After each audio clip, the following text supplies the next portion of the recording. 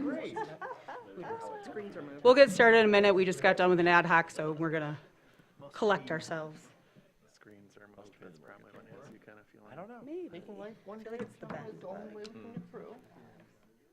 What am I doing? Chocolate a day. How big was chocolate? Okay. Delicious. I didn't even know they existed. Yeah, like, at one point I was up to 4 ounces, but that's just normal chocolate. A day. Handle that. This Friday. This Friday? Yeah.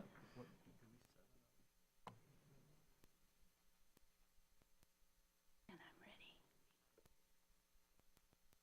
There it goes.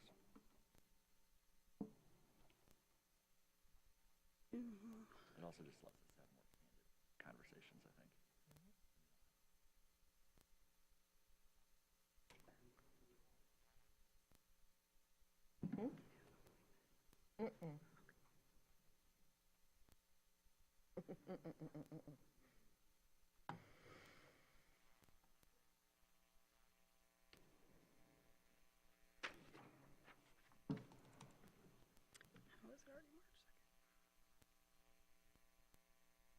My volume's up.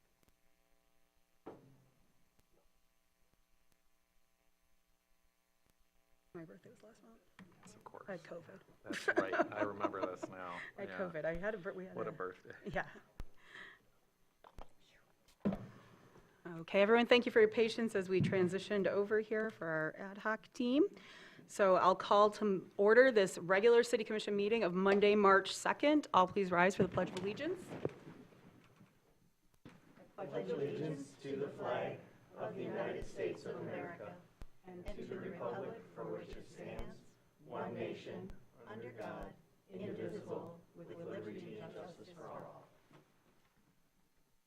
We begin, as always, by acknowledging the land on which we gather is the territory of the Ottawa and Chippewa peoples who have stewarded this land through the generations. Thank you for your strength and resilience in protecting this land and inspiring us to uphold our responsibilities to do the same. And so with that, we will go ahead and get started. Oops. Oh, mine's a little off here. Oh, sorry, I opened my wrong meeting. I had my interview one. So I believe with that, I'll take it. Thank you. I was going to say, we'll start with Sarah. Thank Commissioner you. Vomer, Here. Commissioner Funk, Here. Commissioner Shaw, Here. Commissioner Anderson, Here. Commissioner Shredwell, Here. Mayor. Here. Okay, and then with that, we'll go on to City Manager, correct? Yes, thank Sorry, you. mine's still loading here. Absolutely. Good evening. I have some announcements to make for this week, the week of March 2nd, 2026.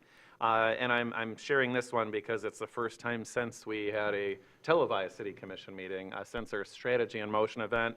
And I want to thank everyone who was able to attend the city's first Strategy in Motion event, which was held February 19th at the Opera House. And that was the first time that we hosted such an event, and we plan on building upon it extensively for the future to reflect on our accomplishments and celebrate what is to come. And we're going to really promote that event and provide even more notice so a lot more people can be there with us. And as a reminder, the city's 2025 performance, which is our annual report, is now available and can be found on the city's website. And then Hickory Hills hosted the Nordic State High School Championship this past weekend.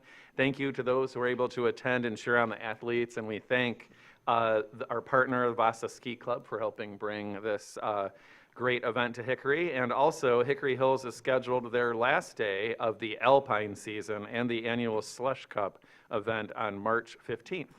The city is seeking several nominations right now. First is for the Coast Guard Committee. They're seeking nominations for their annual Guardian Award, nominating a Coast Guard member who has gone above and beyond. And second, the Human Rights Commission is seeking nominations for humanitarian efforts from a business and or an organization, and their annual Sarah Hardy Humanitarian Award for individual humanitarian efforts. And those nomination forms can be found on the city's website under appointed boards. Coast Guard Committee is the Guardian Award, and Human Rights Commission is the Humanitarian Award. And then lastly, the city is seeking creative ideas that are low cost but provide high impact from community members to help support our strategic action plan. And a link to provide input and ideas can be found on the city's website under news. And that's all that I've got. Thank you.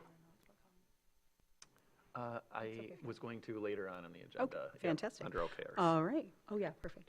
All right, and we'll let Sarah go ahead with the updates from the city clerks, please.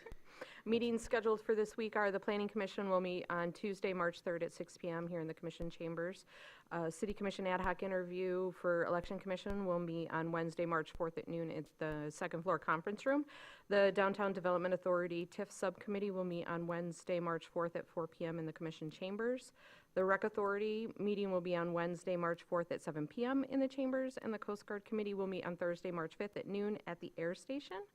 And I would just like to remind commissioners, staff, and members of the public to speak into the microphones for those watching at home, and the recording of this meeting can be easily heard. Thank you. Thank you, and we'll let you continue on with the consent calendar, please. The consent calendar, the purpose of the consent calendar is to expedite business by grouping non-controversial items to be dealt with by one commission motion without discussion. Any member of the commission, staff, or the public may ask that any item on the consent calendar be removed therefrom and placed elsewhere on the agenda for individual consideration by the commission. And such requests will be automatically respected. If an item is not removed from the consent calendar, the action noted in parentheses on the agenda is approved by a single commission action adopting the consent calendar. 1, consideration of approving the minutes of the February 17th, 2026 and February 23rd, 2026 meetings of the City Commission. Approval recommended. 2, consideration of authorizing a confirming purchase order for unleaded and diesel fuel for city operational use. Approval recommended. 3, consideration of authorizing an amended purchase order for snow plowing and hauling services in downtown for the 2025-2026 winter season to increase the total amount as a result of increased snowfall. Approval recommended. 4, consideration of authorizing an agreement for professional legal services associated with negotiating a cable franchise agreement with Charter Communications with the cost of such services to be shared among the consortium of jurisdictions negotiating collectively with the city to serve as a paying agent. Approval recommended. 5, consideration of authorizing agreements to provide for collaboration between the Arts Commission and Old Mission Culture in support of the Traverse City edition of the Fresh Coast Film Festival through the Paint It Forward program. Approval recommended. 6, consideration of authorizing agreements to provide for collaboration between the Arts Commission and the Northwest Michigan Arts and Culture Network in support of the creation of a community art project through Paint It Forward program. Approval recommended. 7, consideration of authorizing amendment to the agreement for engineering services, including traffic engineering and construction inspection and other as-needed general civil engineering tasks, and to authorize the city manager to extend the agreement yearly if pricing remains the same. Approval recommended. 8, consideration of releasing interest in abandoned underground elements at Fish Pass and Central United Methodist Church. Approval recommended. 9, consideration of introducing and schedule for possible enactment on March 16th, 2026, an amendment to the Traverse City Code of Ordinances which would establish a right-of-way ordinance. Introduction is scheduled for possible enactment on March 16th, 2026, and we will be doing a few edits to add some clarifying things in between now and when it's enactment, and we'll highlight those in the next meeting packet redlined, so you'll be able to see those. And they're not substantive. And not substantive. There's some language changes that were requested. 11, consideration of adoption of the resolution deficit elimination plan adoption recommended. I think Oh, you wait, skipped I past 10. skipped 10. Consideration of introducing and scheduling possible enactment on March 16th, 2026, an amendment to the Traverse City Code of Ordinances, which amends the parking-related enforcement of right-of-way. Introduction and schedule for possible enactment on March 16th, 2026, recommended. Thank you, Sarah. Any commissioner would like any item removed from the consent calendar? 8. 8, okay. I think that's 8. The Fish Pass one. Yes, Fish Pass one, yep. Jackie? Number 3 and number 11, please. Okay. Ken? 10. 10, okay. Anyone else from the public like to remove anything from the consent calendar other than 8, 3, 11, and 10? Okay, bringing it back, I take a motion. Just got a quick comment on 2 that Okay, that I can be glad that despite the international happenings, we were able to get in a fuel purchase order at this timely juncture at a very reasonable rate. that's a good point. All right, I'll take a motion then for our consent calendar. So moved? No, I need the I motion. move to approve as Amended. Perfect, thank you, Oh, Commissioner Shaw. amended. And I'll give you that second, Commissioner Bomer. All in favor? Aye. Opposed? Motion passes. We'll start with number 8. And Heather, you had that one removed? Yeah, I mean, I'm not going to stop this, but it's because all the parties have agreed to it, but I'm sure that back 150 years ago, they thought burying the trains out in front of the Indigo was a really good idea because nobody was ever going to need to dig there ever again. My family used to push cars over the bluff because we didn't ever think that that was going to be a problem. And, you know, you've got how many? 25 foot long, 6-inch steel bars that are going to be 5 feet under the ground. And I feel like you always need to clean up your mess. Clean up your mess. That's all I have to say. Okay, Jackie? My question on the same item had to do with the agreement itself. I know that it indicates that Central United Methodist Church may, in the future, at their convenience, remove these abandoned supports. Does it also specify that that would be at their expense? Right, so it would be that it basically just says that they can remove them if they redo their parking lot later. They belong to them going forward. And the reason they're not being removed is it would require that parking lot to be ripped up, and that's not what anybody wants. So they're not doing anything structurally anymore. They were just used to hold up the wall while it was being constructed. I'm not an engineer, but they're not needed anymore. And it would be more work than it's worth to get them out. And Central United is aware of that, and they've agreed to that, and they know that if they ever want or need to get them out of there for any reason, they can go ahead and do so. At their expense? Yep. Okay, thank you. That's Okay. explicit. Do we have any more questions or a motion? Go ahead, Lance. Let me make sure I'm doing the right one. Yes, okay. Move that staff recommends the city. The very top Sorry, sheet. top. I move that the mayor and city Thank you. clerk execute the necessary agreements to release and terminate any interest in the abandoned underground construction supports as presented in the packet materials for March 2nd, 2026 City Commission meeting. Such documents subject to approval as to substance by the city manager and to form by the city attorney. Second. Thank you for that, Commissioners Treadwell and Bomer. Any other comments or questions? Okay, seeing none, any public comment on this item? Seeing none, I'll bring it back. All in favor? Aye. Opposed? Motion passes. Thank you for that, and the good point about leaving our stuff around. Number 3 was the next one pulled. That was, sorry, Jackie, yep, go Me, I ahead. had a clarifying question, Absolutely. please. Do I understand correctly, this is only for additional snow plowing in the downtown district? And my question is whether we expect any additional funds to be needed for plowing the rest of the city in light of our extraordinary snowfalls this year? Sure. Mr. Weber is going to come to the podium. Thank you, sir. I'll just answer the first question.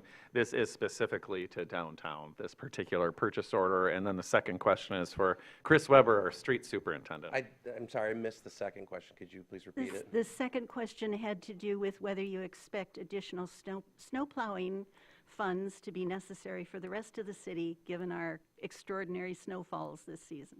No, not for the rest of the city. It's just for the downtown. May I ask a follow-up question? Sure. Why did it affect downtown differently than the rest of the city? It's just we had a set contract amount based on historical data and snowfall amounts. The typical amount that we had budgeted and had in the contract for previous years, which was sufficient due to the increased snowfall frequency, we had surpassed that contracted amount. So, yeah. You can So- continue, Jackie. So snow plowing budgets for the rest of the city are set very differently than snow plowing budgets for the downtown? This is a contract just with a contractor. All of our other operational funds are budgeted, and that we're all still within budget for that. Because it's all handled by staff, employees, So Milan does Okay. downtown. right, versus a All right. contractor. So there may be, at the end of the fiscal year, some budget reconciliations? Or Potentially, if overtime is such that we do run over, but that would be, yeah, an end of fiscal year Okay. movement or item for your action. Okay, thank you. Go ahead, Heather. I just have a clarification. It's not just plowing, it's hauling. Plowing and hauling. Yes. And if you've noticed around town, the plowing is done, but there's piles of Yeah. snow everywhere, so. yeah. Thank you. Go ahead, Kevin. I guess I got a question on that. If it is in the downtown area, does the DDA contribute at all to the snow removal, to the plowing, to that Molon contract? So it's my understanding that there is a service agreement with the DDA where they have a set amount that they pay back to the city for these services that we have negotiated or agreed upon. So they do pay that back to the city for these services, and that's through a service agreement that they have. Okay. So this entire amount. Is there any kind of contingency to that? Like, there was a forecasted budgeted amount for snow removal, and then we exceeded that because of the extraordinary weather conditions. Is there anything that says that if the same thing happens, like what happened to us, that we're now paying $150,000 extra? Is there a mechanism for the DDA to contribute a compensatory amount? Yes, right now there is an agreed, well, let me just start over. There is an agreed upon service standard that we've agreed to keep it at 2 inches within the downtown area, and that's because there is a service agreement in place. I want to be, though, very candid and clear in my answer and say that we are continuing to iron out how that service agreement works because there's some ambiguity in there in terms of how things are quantified.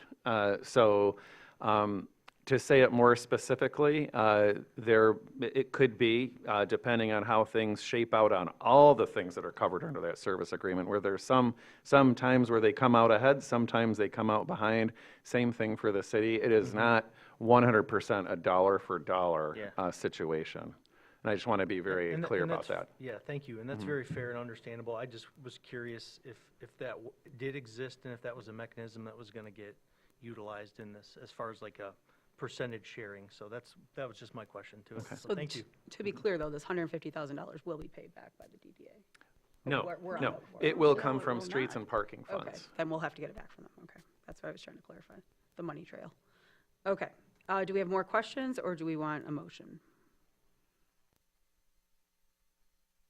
I move that the city manager be authorized to issue an amended purchase order to Mullen Excavating of Traverse City, Michigan for an additional not to exceed amount of $150,000 to the existing purchase order for downtown snow plowing and hauling with funds available in streets and parking funds, and further to approve a budget amendment for use of fund balance to cover the authorized expenditures from the streets and parking funds. Thank you. Second. Okay, Commissioner Shaw and Commissioner Bomer. Any further comments on this item? Get there fast enough. Okay, seeing none, any public comment on this item? Seeing none, I'll bring it back to the commission. All in favor? Aye. Opposed? Motion passes. Thank you for that. And then, sorry, let me update here. The next item is item 11, the resolution for deficit elimination plan. And Jackie, you wanted this pulled? Go ahead. Yes, thank you. A quick question. I realize this is the prior season of skiing, not the current season, but I wondered if the negative component to the fund balance was a shortfall in revenue last year or an excess of expense? So there's always, the Hickory Hills Fund is not self-sustaining. There's always a general fund contribution every year. And it was just an oversight when we did our year-end transfer in to cover. We always want to make sure we have enough operating cash and cash flow. But with the state calculation, we had to reduce the liabilities. So it was just that small variation when we did the transfer. Thank you very much. I didn't understand. That's a good question. Do we have other questions, or would somebody like to make a motion? I move that the resolution deficit elimination plan be adopted, and further that the required budget adjustment for an additional general fund appropriation to the Hickory Hills Fund as identified in the deficit elimination plan be approved. Second. Thank you for that. Any further discussion? Any public comment on this item? Seeing none, I'll bring it back to the commission. All in favor? Aye. Opposed? Motion passes. Okay, and lastly, item number 10, and was that you, Ken, who pulled that? Yeah. Sorry, I have a it's very okay. short-term memory Yep, tonight. it's okay. So go ahead, sorry. Yeah, I requested number 10, and my question to it was, do we currently have a problem with parked trailers in metered parking areas? I'll ask Nicole Van Ness, our Parking and Mobility Director, to speak to that, because she has boots on the ground experience with that question. Good evening, Nicole Vaness, Parking and Mobility Director. Yeah, so the purpose of changing this ordinance is that we often get called to address complaints in residential areas because we don't just enforce in downtown, we enforce all over the city. And currently the way that the ordinance is structured is that we have to chalk a unhitched vehicle, mobile home, trailer, boat, roll-off dumpster, any of those items before we can take any action, or we have to call in another agency. And so this would allow us to take action at the time that we're called out versus chalking or marking and then following up. In the other agencies that would do the enforcement, such as the police department, don't have that 48-hour chalking requirement. So this doesn't reduce anybody's rights or anything. It just provides more swift enforcement and more capacity. But directly, though, can you answer if is it a big issue? Like, what's been the frequency, if you will, just generally speaking? Yeah, so most of the time we get called about campers with extension cords coming from homes out to the street. They've got the bump outs or whatever that extension is called on a camper trailer. And sometimes they're there for a weekend, sometimes they're there for a week. You know, and we're reliant on staff being able to chalk and then come back to the situation. And we also get called sometimes about boats that don't move, that will be stored for 2 weeks on the street. Technically, it's not allowed, but right now it's happening just because, you know, we either have to call out another agency to assist us or we have to try to get back over there once staff is available. I kind of had a lead into this. So this doesn't only affect metered parking areas. This is going to affect streets and alleys. So right now, when PD can come and do it, as they're available to do it, they can issue citations right away. And is it like a fine citation, or is it just a move it now, like a fix it ticket kind of situation? No, there is a fine associated, and that is a part of the requested change it's right now it's a storage of 48 to remove that from the violation. Okay, I kind of thought that it might go this direction, just because when PD writes a ticket, where does the money that we don't get the revenue for our police department writing tickets, correct? So right now, any parking violations go into the parking fund. PD though, PD Right, who when issues PD is the- issuing citations for parking enforcement, it does go back into the parking fund. Both. And that's, in a roundabout way, this was something that we used to track revenue by each agency issuing parking citations. And then at one point, Bill Tweetmeyer, the former city treasurer, did a deep dive along with staff at the time, and what they were actually issuing, that revenue, and what was going back into the city fee, and everything kind of balanced out. So that whole process of actually tracking down to who's doing what was eliminated, and it balances itself out now. I have a question. Go ahead, Lawrence. So with the revision to, it looks like for a prohibited purpose storage, are we referring to like those storage boxes for moving? Yeah, so this is in conjunction with the right-of-way ordinance that was, I believe, the one right above this Yeah, item, number 9. also on the consent calendar, So yeah. right now, you know, if somebody's doing work on their home and they contract out for a dumpster that gets pulled off by a hitch, and it gets parked in the street, and then the neighbor complains, we usually call just to see if they have a right-of-way permit on file. Most time, that's when we also refer them to the engineering department to obtain a right-of-way permit. Okay. But they still don't have access currently to store stuff in the street or in the city right-of-way. And so by obtaining a permit, they could. But anyone who's not doing so, or if they go past the time, like right now, engineering will not allow you to do a roll-off dumpster or unhitched dumpster past the winter time frame, so past November 15th. This winter, we've had numerous calls to complain about construction that's being done in dumpsters that have been snowplowed in, but we cannot take action because we have to chalk and then go back. And oftentimes, we end up calling the construction agency to have them try to pick them up to see if that's a faster resolution, but it's just a lot of administrative time versus taking action. Okay, that answers my second question, which was around, do we have a process where if somebody is moving, for example, into the neighborhood and they want to have those movable boxes on the street for a number of days while they make that transition, that we actually enable them to do that. are And we not do. Restricting. Yes, we Okay. do. Yep. They have to get a permit, They have a to get a right-of-way permit. permit, yes. Okay. Okay. So I look at this as kind of like an opportunity to close an enforcement loop with a penalty. In an enforcement loop that's already available, this just makes it more efficient, because then parking staff can take care of the issue, and our police department has other things that are more pressing for their role, in my opinion. Yeah. So, yeah, this, obviously, I wondered if this would affect metered parking or all parking across the city. Anyone, anywhere, All parking. alleys, the street in front of their house, As long as it's public right-of-way. correct? Do we have other questions right now or a motion? I move that Thank the you, Jo- amendments thank to you, the Heather. Traverse City Code of Ordinances to Chapter 1025 right-of-way, which establishes the right-of-way ordinance, be introduced and scheduled for possible enactment on March 16th, 2026. Second. Thank you, Commissioner Anderson. Any further comment or questions on this? This isn't going into effect tonight. This is getting moved forward to the 16th. Right. Okay. And I think, Commissioner Funk, I think you raised a really good point, and Lance, you did it as well, is there is a permit you can get for the right-of-way if you are doing construction or have a project going on. We're not outlawing it completely. It's just a heads-up notice and getting the permit. Our permitting, because of state law even, isn't that much when you have to, even if you have to pay for it.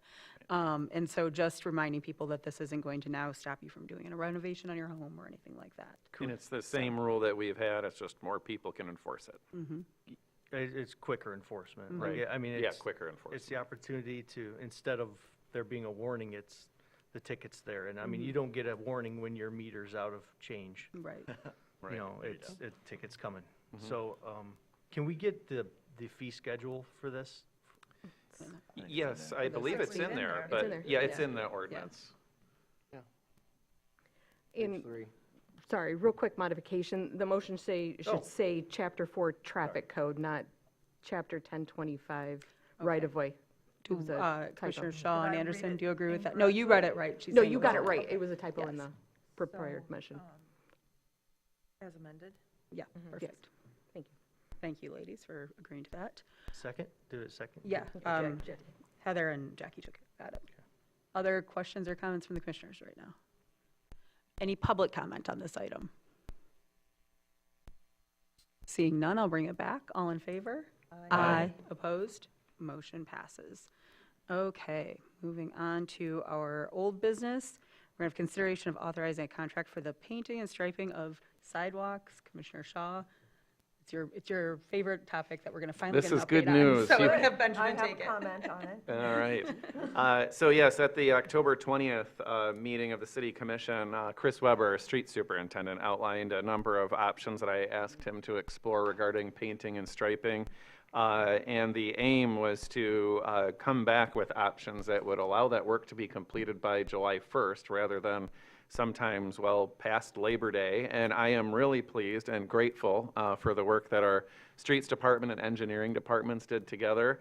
And the bid that we got is within our parameters that we had established and would be with PK Contracting. And this would again allow the work to be completed and would require the work to be completed by July 1st. And while I anticipate that the vendor is going to, like our vendors typically do, perform as they promise, there are provisions in there to protect the city's interests should they not meet that deadline. And there is essentially a daily penalty for each day after July 1st that the work's not complete. And so thank you, Mr. Weber, and to the engineering department. I'm happy to answer any questions, or I'm sure Mr. Weber can also. Do you have questions to start? Go ahead, Heather. No, this is terrific. The price is reasonable, and getting everything done in June is just, I'm so happy. But I would like to see like a 10-year or the life of equipment breakdown for, what if we had the equipment to do the legends? And what would be the breakdown of cost Absolutely. And hiring people. Sure, and Over actu- 10 years or the life of equipment, maybe it's longer than 10 years. And Mr. Weber and I talked about that a couple of weeks ago to put together that sort of plan because we don't want to box ourselves in, right? So, Just for the legends. yeah. And I think all the work, essentially, because we could be in a situation where next year, this is the only contractor, and they're like, now the price is $700,000.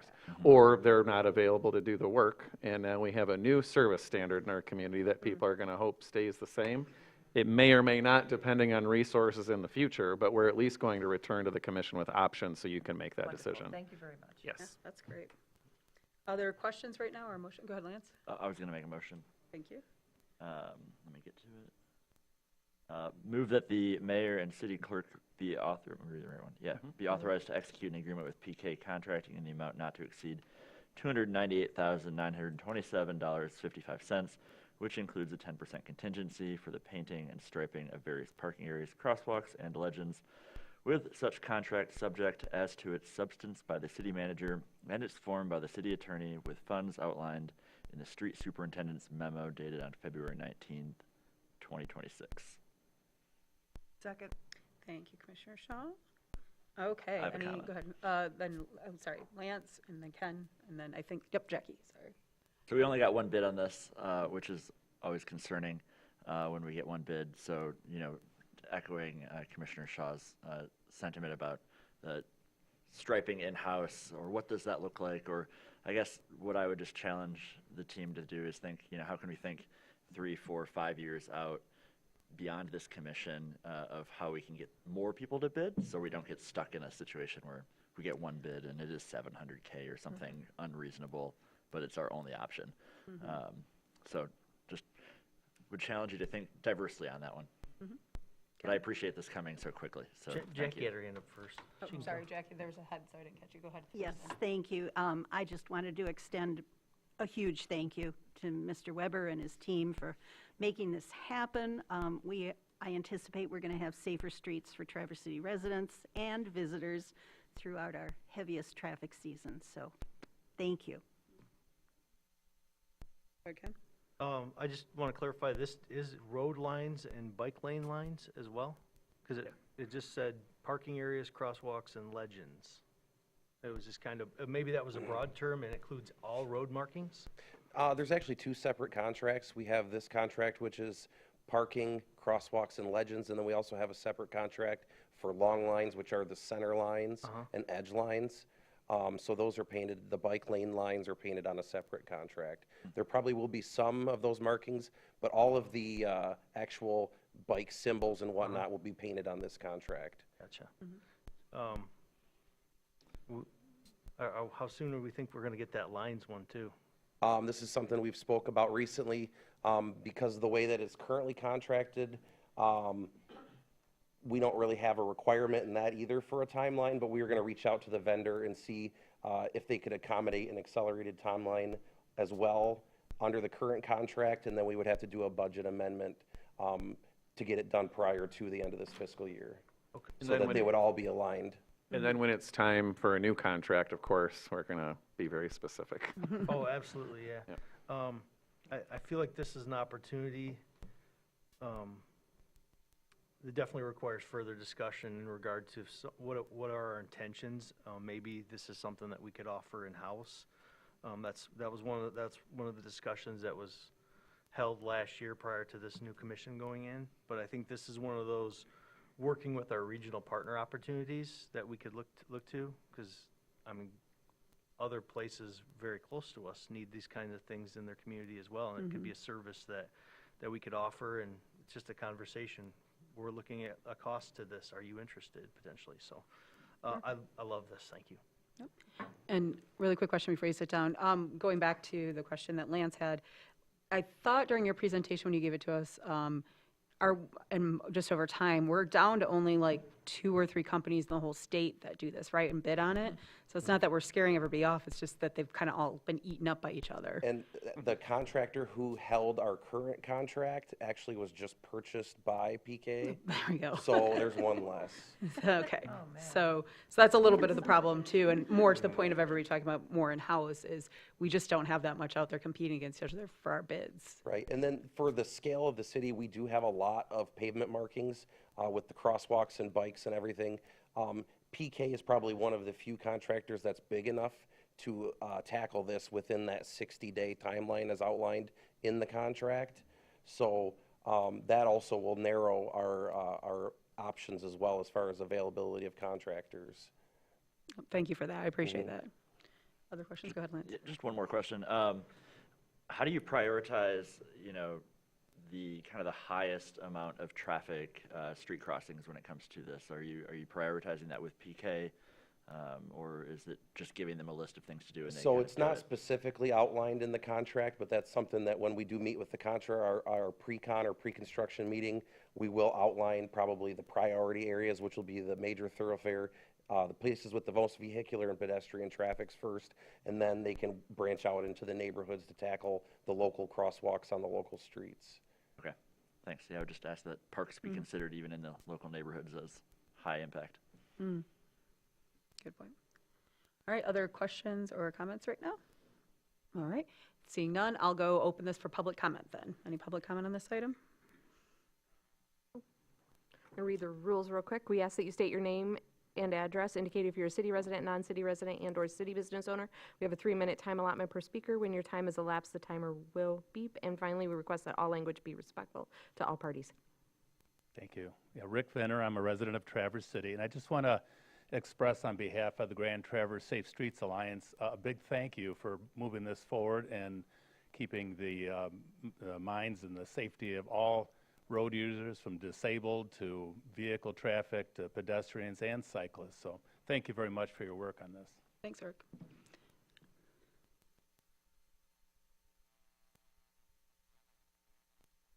Justin Reed, city resident. And there was some talk about the about how there's only one bidder, and that there's the market right now is not there's not too many other vendors that are out there. 2 things. One is probably because of liability insurance. So if the city ever does think about doing the paying themselves, one thing is liability. That is pretty much the biggest thing out of the budgets with doing it yourself. And also the fact that if you have since there's a monopoly on striping and there's no kind of sort of guardrails to go ahead and to help businesses go ahead and to get them in the pathway of being that competitive with other vendors, that's the reason, right there too. So it's very unfortunate, but I guess that's what we have. So thank you. Thank you, Justin. Any other public comment on this item? Seeing none, I'll bring it back to the commission. All in favor? Aye. Opposed? Motion passes. Thank you for that, and exciting to have that update now. So now we'll move on to the 2026 Monroe Street, Cass Street, Ramsdale, et cetera, and I'll let you kick that off, Benjamin. Thank you. Yes, this is a big suite of projects that were bid together to make them more appealing and to obtain a better price for the city. So the contract in front of you accomplishes work that was discussed rather extensively at your December 8th study session. So I know it's familiar to the commission, and this is the contract for the 2026 Monroe Street, Cass Street Mid-Block Crossing, and Ramsdale Storm Sewer Repair Projects. And this is not on the consent calendar because of the dollar volume of the contract, but otherwise it is in line with what's been discussed previously. And if there's any questions, we have the employee team here that can answer those. Otherwise, hoping for your approval of this item and this great work. Heather and then Jackie.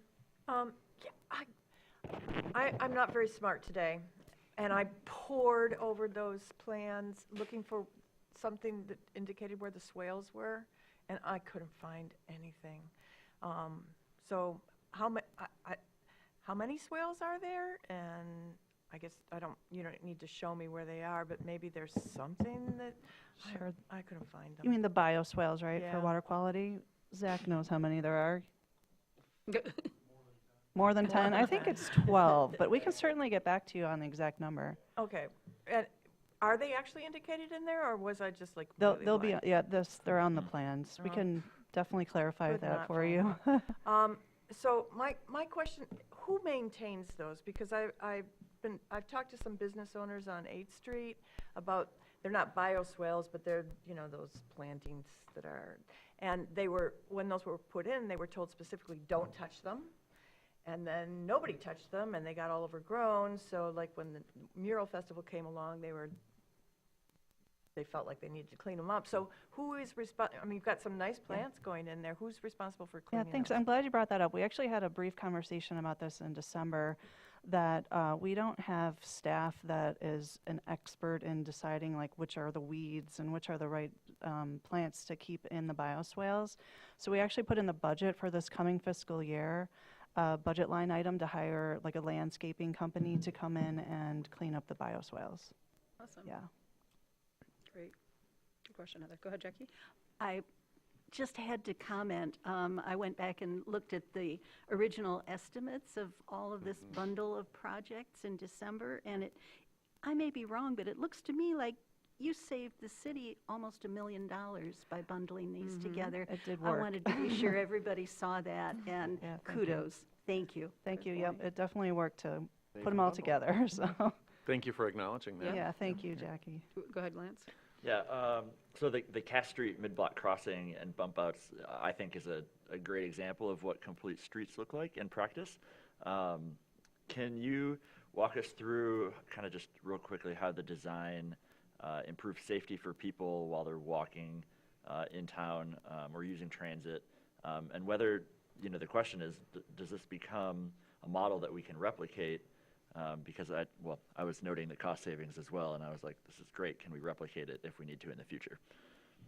So it shortens the distance that the pedestrian is walking across the street, so there's, less space that they have to cross. They'll be raised up, so they'll be easier to see from the driver's perspective. And it also will bring it up to ADA accessibility. Oh, it's not. Yeah. Okay. That's great. Is Ken and this then exactly, is this very similar to what's on 9th Street? Because when 9th Street in between Cass and Union was reconstructed last summer, and the bump outs that came up that were as part of that, of the intersections, you know what I'm talking Yeah, I about? know what you're talking Yep. I'm just wondering if those is really nice. And Yeah, just I wonder think if we put bump outs there, I believe, yeah, so it will be very similar to that, yeah. And like on Front Street too, right? Yep, Yeah. exactly. And how about Monroe? Yeah, and Monroe. Yeah.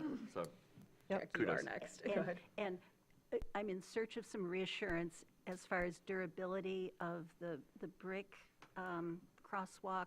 I think there had previously been some issues with longevity at 8th and Cass and 8th and Union, and I wondered, can you reassure us about durability? And I believe we're just using the best specification that we can right now. We've installed some of these recently, and they seem to be holding up very well.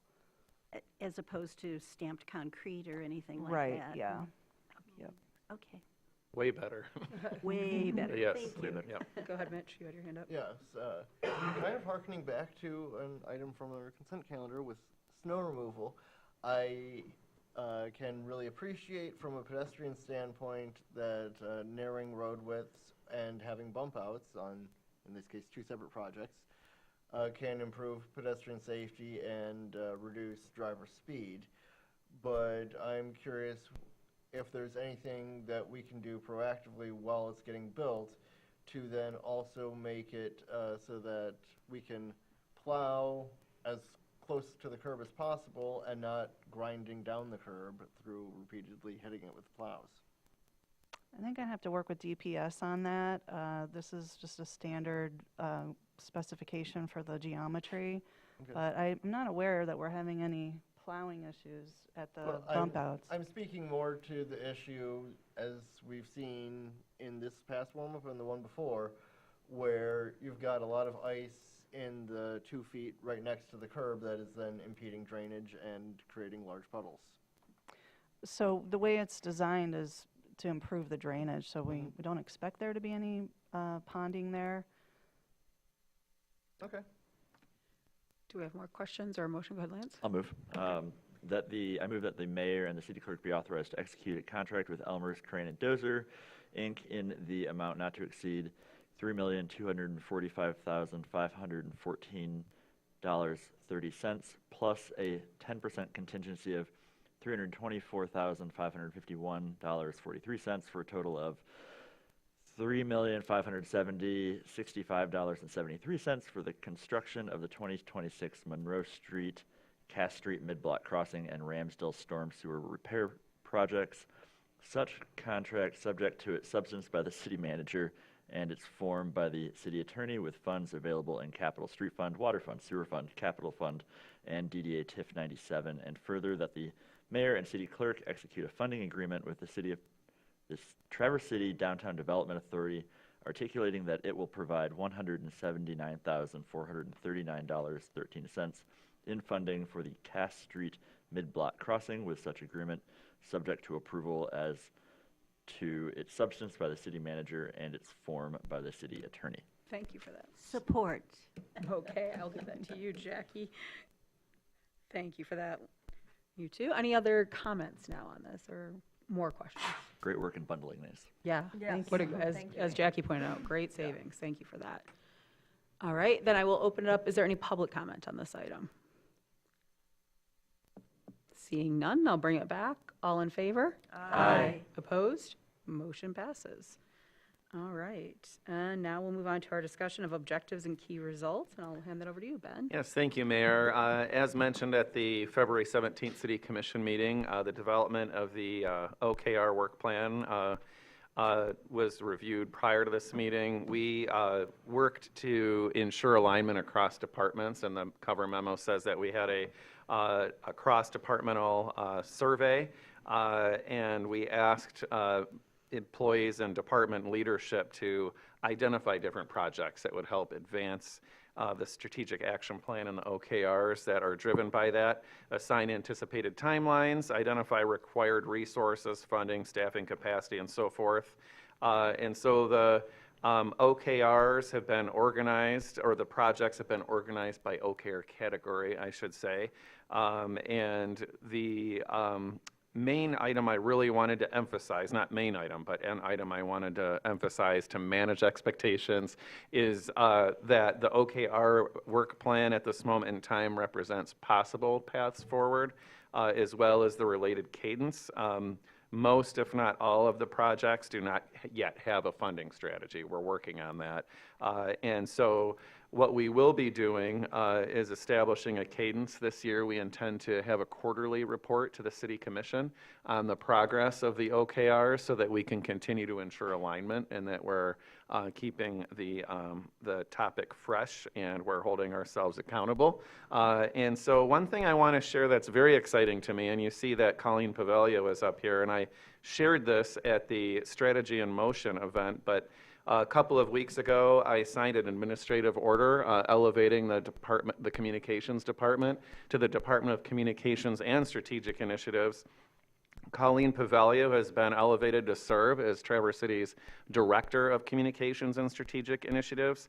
Colleen, a lot of people have seen her work firsthand.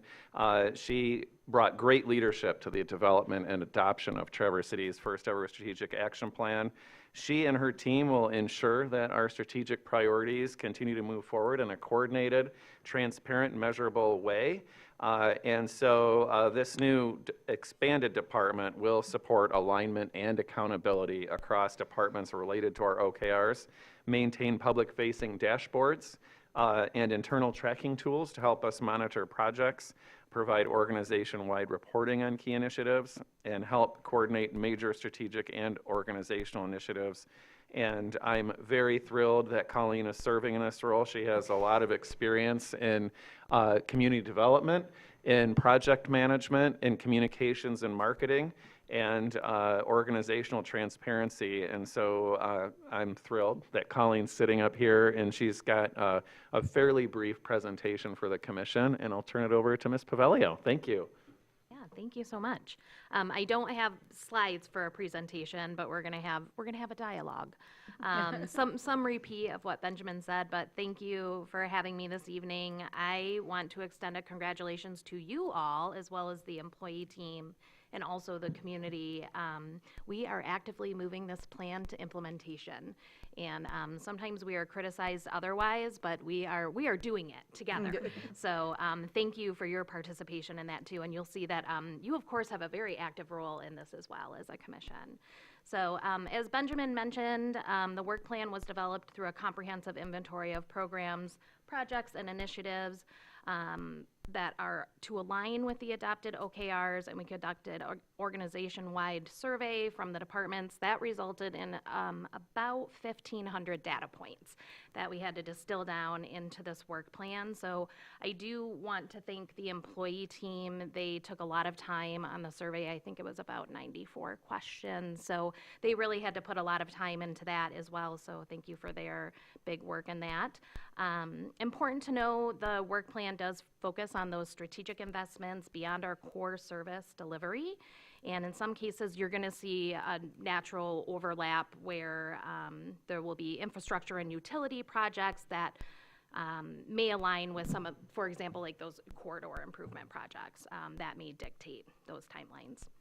So as the city manager mentioned, we have organized each one of the pillars and the objectives, as well as the programs and the policies within there by scope, sequence, timeline. This was really important, where we were able to talk about near term, midterm, long term. So near term, those are items that we're working on now that we hope to accomplish a lot of those in 2026. And then those midterm are items that still fall within those 1 to 3 year time initiatives. And then really the long term were items that the staff didn't feel we could do within the 1 to 3 years. And a lot of that is due to funding and capacity. It is also organized by funding requirements, potential sources, staffing, operational constraints, the primary staff that will be involved in implementing those initiatives, and where you all come in is commission direction needed. So you'll see where that's outlined kind of by each item. As the city manager mentioned, the funding realities that before we dive in deeper, I just want to be transparent about grounding this plan in fiscal reality, that we will be relying a lot on the general fund to accomplish these items, and that means future conversations about strategic prioritization, financial feasibility, capacity impacts, and then what are those trade-offs.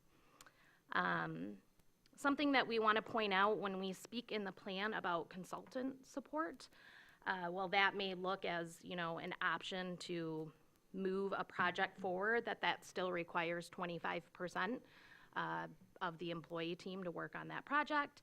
And then also keeping in mind always, please, about asset management and the life cycle cost. Long-term operation and maintenance can represent 15 to 20% of project cost. The work plan outlines the staffing and organizational capacity, and then lastly, as the city manager mentioned, transparency and tracking. Well, this is an extremely detailed document. I know I provided an executive summary for you, but we did link to the full plan. Each one of those pillars, I think, is sometimes 20 plus pages, so it was a lot of data to distill, so we do want to do that. Our goal is to have a more public-facing tracking platform, but we want to move this plan forward. So we didn't want to wait for that to be put in place. We want to talk now and continue to work. So with that public-facing dashboard, we want improved organization. So think about, again, you're going to see, I'm sure you saw a lot of overlap of plans within each pillar. So we'll have it more by project and then where it aligns, and enhanced transparency. And then the great thing about it is we'll be able to have real-time progress updates within that dashboard. And if I can jump in real Sure quick, I just want to share too that this platform will also have it also will serve the purpose of establishing and providing clarity at the department level, division level, and employee level so that there's clarity on where everyone is at with respect to their progress, and it will also serve as the catalyst for department directory evaluations and department level work plans. Thank you. So yes, we are exploring softwares, starting to look at that now, and so our targeted goal is Q3 of 2026 to implement the new software. And then just clarifying the scope that what the plan represents and what it does not is that it doesn't capture every activity that we're doing. Again, we have core services, so think public safety, utilities, streets, parks maintenance, daily operations. You may see some overlap within the plan, but this is not comprehensive of everything that the city does. We did ask staff to think creatively and boldly, so you'll see some items that are a little more bold. We want to be even more bold, but it was a lot to put in just what we had in at that time. So again, living document, there's still room for growth. But those bold items may look more forward to like the 3+ years you'll see, and we'll talk a little more about that as we dive into this. But for example, we proposed the development of a Vibes Council. And that's kind of just really fun ideas that are low cost but big impact. The city manager mentioned that we're doing a little community survey on that. I attended nearly all of the strategic action plan engagement sessions, and one thing that rose to the surface and is very near and dear to my heart as a city resident as well is that our community wants to preserve our authenticity. And so these initiatives, like through the Vibes Council and the survey that we're doing right now, we're trying to seek initiatives that are created by us and for us. So really wanting to have this be a living document that that theme is woven into this work plan, kind of in every sense. So again, when we went through this plan with staff, it was about 6 hours. So we're not going to do that tonight. We're not going to go through Nowhere near. Yeah, we're not going to go through every page. But what I thought I would do is just highlight some of the items that pertain to the themes, like corridor planning and complete streets, that really rose high, not only with all of you, but as well as the community, because you are here representing the community. So corridor planning and complete streets, so a very near-term item is the implementation of the complete streets policy. We know it's been adopted, but that committee is to meet hopefully soon, spring, I think, April or May we're targeting. And just creating some real targets that can be very clear for staff for implementation. 7th and 14th Streets, so looking at mill and fills, but beyond the 3 years would be like full reconstruction, and that's when we can really talk about incorporating more of those complete street items into those projects. An item that was really important for mobility is the Bryant Park crossing, and that really was something that came very high on the Brown Bridge Trust Fund survey, is something that the community really wants to see. Clearly will be beyond 3 years, unfortunately, because we do have to collaborate regionally with MDOT on that, but it is now in the CIP. We have, we've identified funding for the Brown Bridge Trust Fund, and it is within this work plan. So moving on, housing and how we approach land use. We've done a lot of different zoning ordinance changes to allow for a little more density, but the Planning Commission has set as one of their goals this year is to rewrite potentially the zoning ordinance, and so having that facilitated session with all of you and the Planning Commission to talk about how we align the master plan with the strategic action plan and vice versa. There's an element within the master plan where there were neighborhood centers that were identified, and I sat on that leadership team for the master plan, and I think this came out really strong with the strategic action plan as well, is that the community wants those neighborhood centers to have more of an easy transition into our neighborhood. So how do we look at our zoning ordinance and accomplish that? And what is your appetite to accomplish that? So more to come. With that and more density, we may be coming to you to review parking ordinances, whether we want to allow overnight parking as we increase density, reviewing the ADU ordinance if we want to do some kind of pattern book. There are restrictions within that ordinance that the ADU must match the look and feel of the home. So we would want to look at those types of restrictions and see if there's an appetite to loosen those up. And then just really overall, the appetite for increased density and how that will look with housing. Childcare, I mean, we almost can put a check on one of these. So childcare at Hickory Hills, we're targeting a summer 2026 launch, a partnership with the Conservation District. Right now, it is in, we still are in the licensing phase, but we are crossing our fingers and hoping that happens. That should be on your agenda for March 16th. Yay. All right, great. Look at us. Yeah. And then just broader child care policy conversations. I believe that we have an ordinance right now that you can't have a child care facility within 100 feet of one another. So just reviewing those restrictions, and if that's causing a burden to create more child care within the community, then let's have that dialogue. Social gathering spaces and community placemaking. There's all the Brown Bridge Trust Fund projects, and while perhaps all of those aren't identified exactly, I know Heather, you sat on that ad hoc. There was a lot of talk about spaces for children to play, and we want places for all ages to play, but when we talk about like playground equipment, maybe it's not just playground equipment, maybe it's fun things like interactive music and things like that. So again, there's a lot of room for us to be bold and creative and authentic. The Eastside Placemaking Project, we did just receive a $100,000 placemaking grant for that project at Garfield and East 8th, so we do intend to have a public engagement component to that. And then we will be coming back to you about this Vibes Council and putting a little bit of funding in the next fiscal year budget to launch that.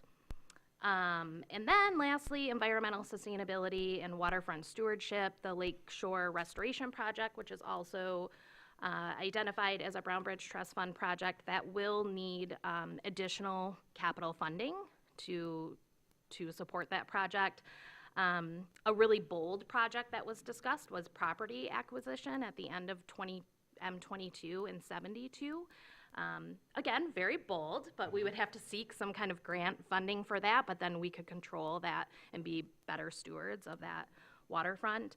And then other bold and exciting things were the exploration of the industrial symbiosis, and I know that Benjamin and Ian have met with somewhere in Washington, I believe. Vancouver, Washington. Yes, to discuss the possibility of that. So those were just some highlights, but what we are seeking from you today is really adoption of the plan, clarification of programs and initiatives. I'll try to clarify as much as I can, but I do have a great team behind me.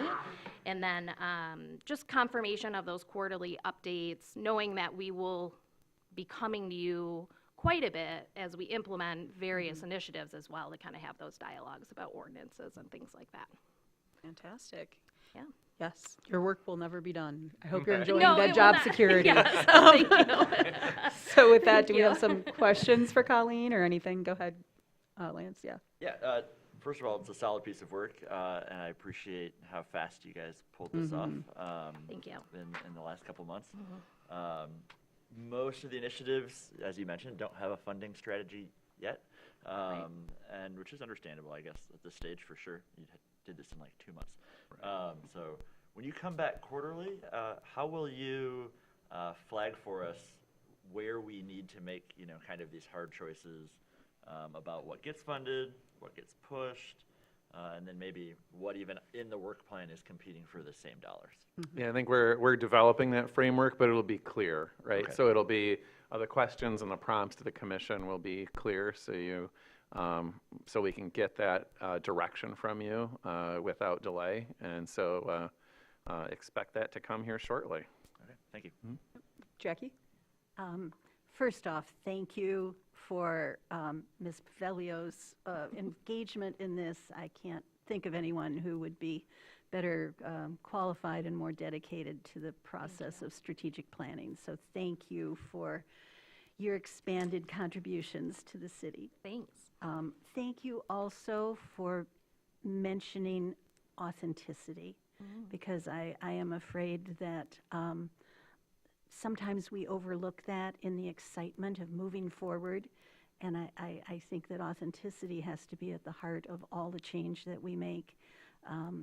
Just as a strategic planner myself, that is a key accomplishment. If we can hold on to our authenticity and yet see it evolve and grow and change, I think everyone would be very pleased. Yeah. Now, I am not quite clear on what is the most efficient way to transmit to you information about priorities on what's involved in what's proposed already. So, I went through every page. Yeah, it's a lot, right? It's a lot. Yeah. And I do have thoughts about priorities and resource allocation and timing, but I want to transmit that to you in a transparent way so that the public is aware of what my opinions are, but also in a way that it can be helpful rather than just slow down the process. So suggestions, please. And I'll hop in if I Sure. may. For now, I mean, really, if you could present those, your thoughts to me directly. And feel free to copy Colleen, but that's a direction that I would give to the employee team, of course. So if you can present that to me, and then we're establishing this new thing, right? So we'll figure out the framework, and Colleen will be very much at the table, but I want to make sure that that direction from the commission comes directly to me and not to our employee team. Thank you. Thank you. And in writing, and then how does that get open and visible to our community? Let me give some thought to that. Okay. Yes, Thank I you. will. Yep. Well, and that's But in writing to begin with, and then how it gets visible to the community, we'll give some thought to. Thanks. Great. Go ahead, Ken, and then Heather. I just didn't want to move it along without everybody. I think everybody wanted to have a little say, but Colleen, amazing. I mean, Thanks. I wondered how we were going to take the last presentation from David and kind of turn it into something that was actionable. And I mean, that really is what this whole couple hundred pages that you created that was lengthy and took a long time to go through. And I'm just thinking about the implications that some of the proposed ideas are going to have, and approval of this and moving forward. I just don't know, kind of what Jackie said. How do we get to the prioritization element of it so that it's in line with what the community has an appetite for? Because, I mean, one of the things that I looked at in there was some of the stuff we're already doing, we've already approved. I'm looking at it, I'm like, this is a goal? I thought this was already going to be happening soon. So, I guess you said bold a few times. You said bold. I actually put bold in my notes too. Like when I read it, I was like, this is bold. Right. So I think that we all kind of understood that too. When we looked at it, we're like, yes, this is everything that we wanted to see. Like, and this encompassed everyone's comments from all those data points, and I mean, that's why you're the CSI. You took all that stuff and put it in communications and strategic initiatives. Yeah, CSI is what we're saying. That's right. Yeah. I love that. Yeah. But, I mean, you took all those things and you put them into actionable items, and that's great. How do we get to the prioritization of, because when we start talking about things and when staff starts studying it, it gives it life, and there's the expectation that when it comes here, it's going to happen, unless there is some sort of tumultuous event, like we're at odds. And that's not the case at all. We all want great things for Traverse City. So I'm curious about this prioritization element, and if we approve this without I mean, we've looked at this for 3 days. Even though we've had the strategic pillars and the initiatives, we've been talking about OKRs and those things for months. But this was good job, good on you. I think Thanks. you actually turned this into something that's there's things that are gonna happen from this. Yeah. And I just, like, I'm still digesting a little bit. Well, I appreciate you reading it all. Yeah. If I may, the Yeah, sure. prioritization piece, and I'm jumping in here because it's, yeah, of course, my role to give direction to the employee team. And Colleen's going to be front and center partner with me on that. And what really I see happening next is for us to return to the employee team and start talking about what really seems viable, and then returning to the commission with sort of that prioritization and making sure that you agree, because the commission always has a prerogative to say, but there's this thing that might be a big heavy lift, but we will give you the resources to do that big heavy lift. And so just as you said, you've had this for just a few days, we've also just had it for just a touch more than that. And Colleen did a great job distilling it down, but there's even more distilling and more distilling and more distilling to do. And I don't want that to sound like it's going to take a long time. This is meant to have you seeing progress routinely. That's why we'll have those quarterly updates. And I think we're going to evolve together. And you know, Colleen and I really want to co-create this process with the commission and the employee team. And so we just need a little bit of time to figure out exactly how that looks. Okay. Heather, you had your hand up? I want to, first of all, thank staff because there was a later document that came out during the strategic plan that asked staff to weigh in. Each department was weighing in on the pillars themselves and the different projects, and it was pessimistic. It was, it was not a happy document. And now something's happened. I feel like it really looks like staff has taken ownership of this and has said, wow, you know, maybe we can do something bold here and we can call it our own. And thank you very much. And then Colleen, you're the mastermind in all of this to make it all readable, even though it does overlap all over the place, but it's still a readable document. And thank you very much. And I'm really glad that we have this new Department of Communications. I think it's something that is going to be helpful both to us and to staff and to the community. I think it's a great step forward. And my question is about what do I do with this thing? I think it's been answered. I will write something to Ben, and then hopefully you figure out how to make that transparent to the public so that it's not just I don't know that it has to say Heather said this and Jackie said that, but it's, Right. yeah. We will figure it out. Yeah, absolutely. And I want to say too, thank you for acknowledging the employee team and their embracing of this. And I want to say that part of why, a big part of why you've seen this shift, because we have a great employee team, is that they were invited in now to have the conversation. And that's obviously very important and is part of the reason why we're at where we are. I thank you for that, Heather, too. I wanted to say, too, I think that in all the years I've served, I've seen a lot of frustration with commissioners, but I've seen a lot of frustration with staff, too, where I think they've always, I feel like staff has always wanted to be, like, bold and move forward, but it's always been kind of a mishmash of what's the commission saying, what do we have to do, and so the strategic plan is doing exactly what it was intended to, and I'm so excited to see all of it here in this giant but really cool document. One of the things that I was thinking about as we were just talking is, you know, I think we do hit on the point of what is, we want to have input from each commissioner of what our priorities are. We've done a lot with forms and things like that. Maybe we could do that.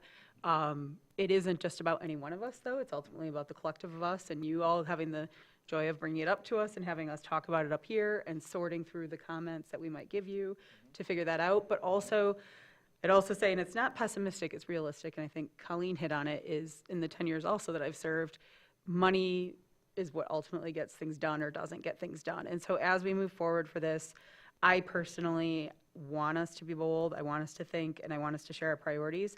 I also want staff to be really brutally honest with us of That money doesn't exist right now, and we're going to try and find it. We've had great suggestions from partner groups of, hey, here's some people that you can employ, here's some funding that might be available if you do this and this. That might help us get more for Walkable Bikeable City or other things. We've got great partners out there helping. So I'm not saying that I don't think a lot of this will get accomplished. I really just want staff to be honest with us of what we have, what we could have, and what we can do to facilitate it too. There have been times that grants and things have come up to us, and it's a combination where the line wasn't drawn clearly enough, or it wasn't expressed a way that connected with with the commissioners at the time, where we didn't even apply for certain grants that might have been right along with what we needed, but there was that missing connection. I feel like with this strategic plan and what we have here, that connection I don't think will be missed as often, and I think it'll be easier for staff to understand where we're coming from on things, and for us to understand where staff's coming from when they're trying to tell us, yeah, let's do this because this is going to actually help with.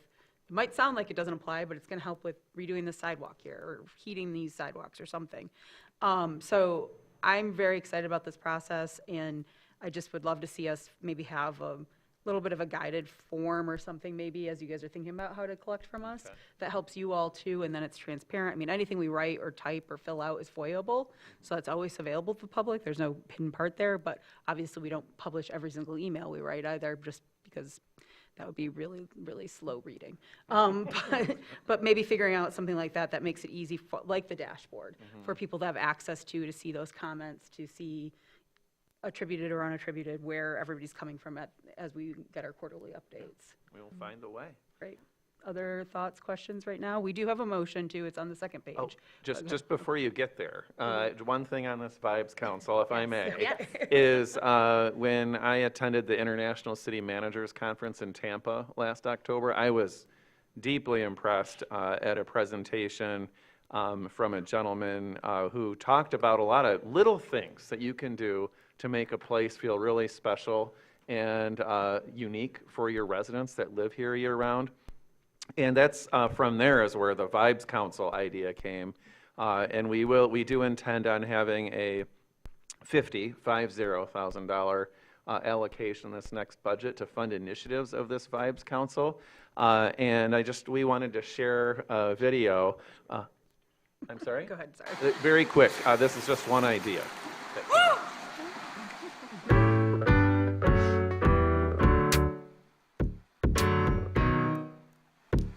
My name is Peregrine Church. I make things that make the world a more interesting place, like a rainwork. Rainworks are pieces of street art that only appear when they're wet, and they're messages or images designed to make people's rainy day a little bit better.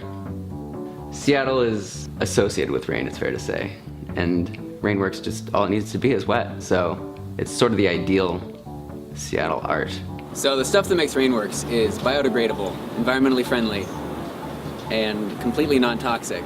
The essential ingredient when making Rainworks is a super hydrophobic coating. Okay, let's see how it works on the never wetted pants and shirt. So you want me to start on the shirt, all right? That is a chemical that when you put it on a surface will prevent that surface from getting wet. What? What? I was just browsing the internet one day and stumbled across a viral video, and the video showed like these really vivid images of like red wine pouring off a white shirt and chocolate syrup pouring off white shoes and people getting buckets of water thrown on them and they're like totally fine. And I'm like, whoa, that's super cool. What can I do with this? It's a spray-on substance, so it made sense to like, what if you sprayed it through a stencil? So if you put it on concrete, well, ideally it'd be invisible. Instead of the concrete getting dark, the water will just roll right off it and it'll stay light colored. The contrast can be used to create an image. The very first one I did said stay dry out there and had a bunch of raindrops falling. It was on a bus stop. And now there's about 25 to 30 Rainworks out there. There's a lily pad and pond with frogs hopping between them in Ballard. There's I Heart Rain in UW. At 4th and Bell it says, worry is a misuse of the imagination. There's Today's Weather, rain in Fremont. There's Proud to be Rainy in Capitol Hill. There's Hopscotch at the Junction in West Seattle, and we want to make way more. I mean, it's gonna rain no matter what, so why not do something cool with it? How do we do that with snow? You've got your hopscotch. What's exactly? Yes, I How to really do want to that have with snow. scotch Yeah. going throughout our neighborhoods. I'm going to just say it publicly right now. Heather, you had put your hand up. Go ahead. Very cool. Yeah. So when we started talking about setting up complete streets, I thought that that we could have an initiative like this at Complete Streets too, where people could write in and say, look, if you added a planter here, or if you put a bollard here, or if you added some lines here, really cheap, easy things to do that would make it easier to walk around or to bike around or wheel around or whatever you wanted to do around town. I really hope that there would be an initiative for Complete Streets as well. And we have a budget there, so maybe there's a way to also provide a portal, like for the Vibes Council, for people to write in. Yeah. Cool. Yeah, that's a great idea. Go ahead, Lance. Make a motion? Great, thank you. All right. Move that the city commission approves the city manager's work plan for objectives and key results, which will drive the implementation of the strategic action plan, with the city manager to return to the city commission on a quarterly basis for calendar year 2026 to report on the status. Second. Thank you, Lance. Thank you, Heather. Further comments from anybody? Go ahead, Jackie. Is it possible to include a friendly amendment into that would address this idea of input from commissioners on prioritization of the plan as it exists now before we get to that first quarterly touch point? Or is that part of the plan? Do you feel? My intention was, just thinking with you out loud, is to have at the quarterly updates, and potentially sooner, but committing to at least quarterly, where there would be input from the commission. So I don't know if you're proposing or thinking of an amendment that mentions that specifically, or? You're saying that would be part of your plan for when you present quarterly, Yes. is obtaining that city commission as part of this? Right. Okay. I don't know if I would want to formalize a methodology of that within this. Particularly as we're kind of ironing out the details on Yeah. everything, Yeah. maybe. Yep. And that could always be something down the line after the first quarterly report. If you have concerns about how it's been done, we can always add to the process at that point too, as the process keeps being brought to us. So just to clarify timing, the first quarterly report might happen June-ish? Yes. So we would really sort of go on hiatus in terms of input until then. Potentially. I mean, there might be an opportunity between now and then to return to the commission with some level of prioritization, but I'm not sure that it would happen before then with everything else in the pipeline. And the pipe, go ahead, Heather. I understood that I was gonna like rattle something off to you. Yeah, you like, can in the send next couple input, weeks. yes, Anytime. absolutely, but I thought you meant formally at a city commission meeting. No. Yeah. And in terms of integration with budget, we're going to be picking up the budget and having some very in-depth conversations very soon, I hope. And how can we add our 2 cents to priorities in a way that would be helpful, as I said, Sure. not interruptive. Yeah. But I think we would like a voice. Yeah, I think that in my mind at this point in time, the best way to do that would be emailing me. And as I see common themes from commission or a need to come to the commission at a formal meeting under an agenda item to get clarity, that's exactly what we would do. And that's going to help inform the budget that I would propose to the commission in May. And recognize too that budget amendments can, of course, be made throughout the fiscal year. Other questions or comments on as we have our discussion here? All right, I think everybody's pretty excited about all of this. Any public comment on this item, please feel free to approach the podium.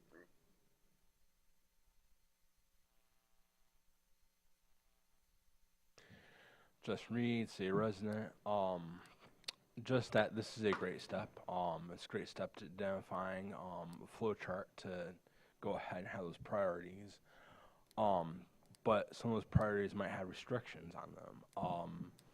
You know, one thing was identified with Brown Bridge funding for a crossing at Barnett Park. You know, that's great and everything else, and the city wants to do something, but then it becomes, well, that is a M37, that is a state highway, and it's MDOT. So unfortunately, until MDOT says, okay, yeah, we want to join the city on trying to find a crossing there, or if MDOT says, well, we're going to go ahead and we're not going to have M37 as a highway through there anymore and turn it over to the city. You know, that is an example of a priority that would have restrictions on it. So thank you. Thank you. Any other comments on this? Seeing none, I'll bring it back to the commission. All in favor? Aye. Opposed? Motion passes. Thank All right, you. thank you all. We're very excited you, to Colleen. keep these conversations going at least quarterly. But as was mentioned by Colleen, stuff will be coming to us as it progresses as well. So the next item is the evaluation for the city manager and city attorney. We had some discussion about this at our retreat last week. And so the process was slightly amended to basically invite the commission to give some feedback on themes to the facilitator. We had talked about this before, but to reiterate that the facilitator this year will again be Becky Ewing, who has also been working with us on our retreat and some of the work that we've been doing. So she's very intimately acquainted with the work we've been doing as a commission, but both as a commission with ourselves, but also with our new staff member, Benjamin. Funny to think of you as new, but New in this spot. New in this spot as we're rolling along here. So that was reflected in some of the steps here of looking for consensus of any themes, and the facilitator, and this might have not been outlined as well, is always the one who writes the questions and proposes them at the end of the day, so that we're not just waiting for things to go back and forth at commission meetings.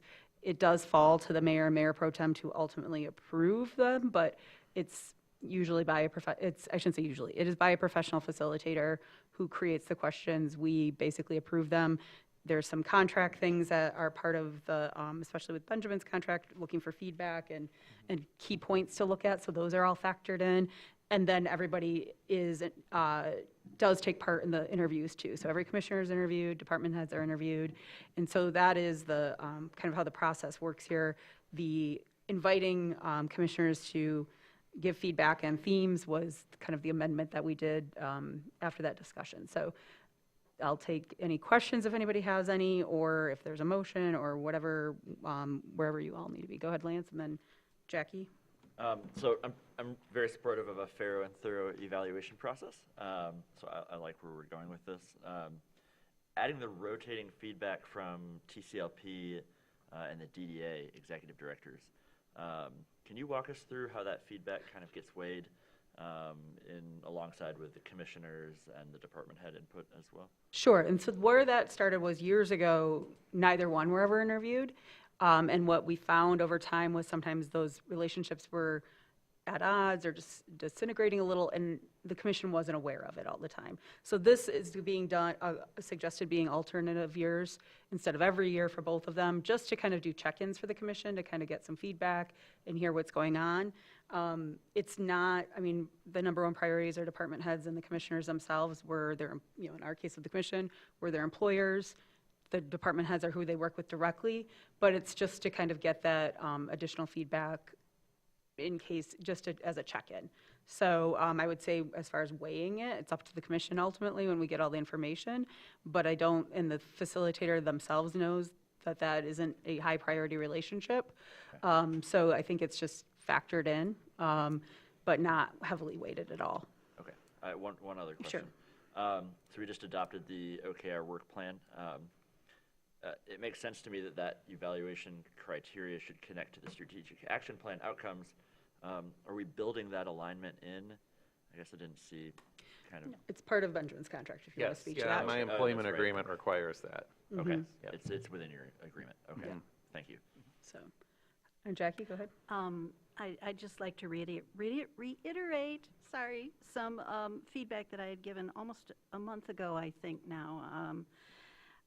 Number one, I really think that including feedback from both Light and Power and DDA every year is extremely worthwhile. Those relationships are critical to what happens in our community, and I would like to be reassured that they are strong and productive every year.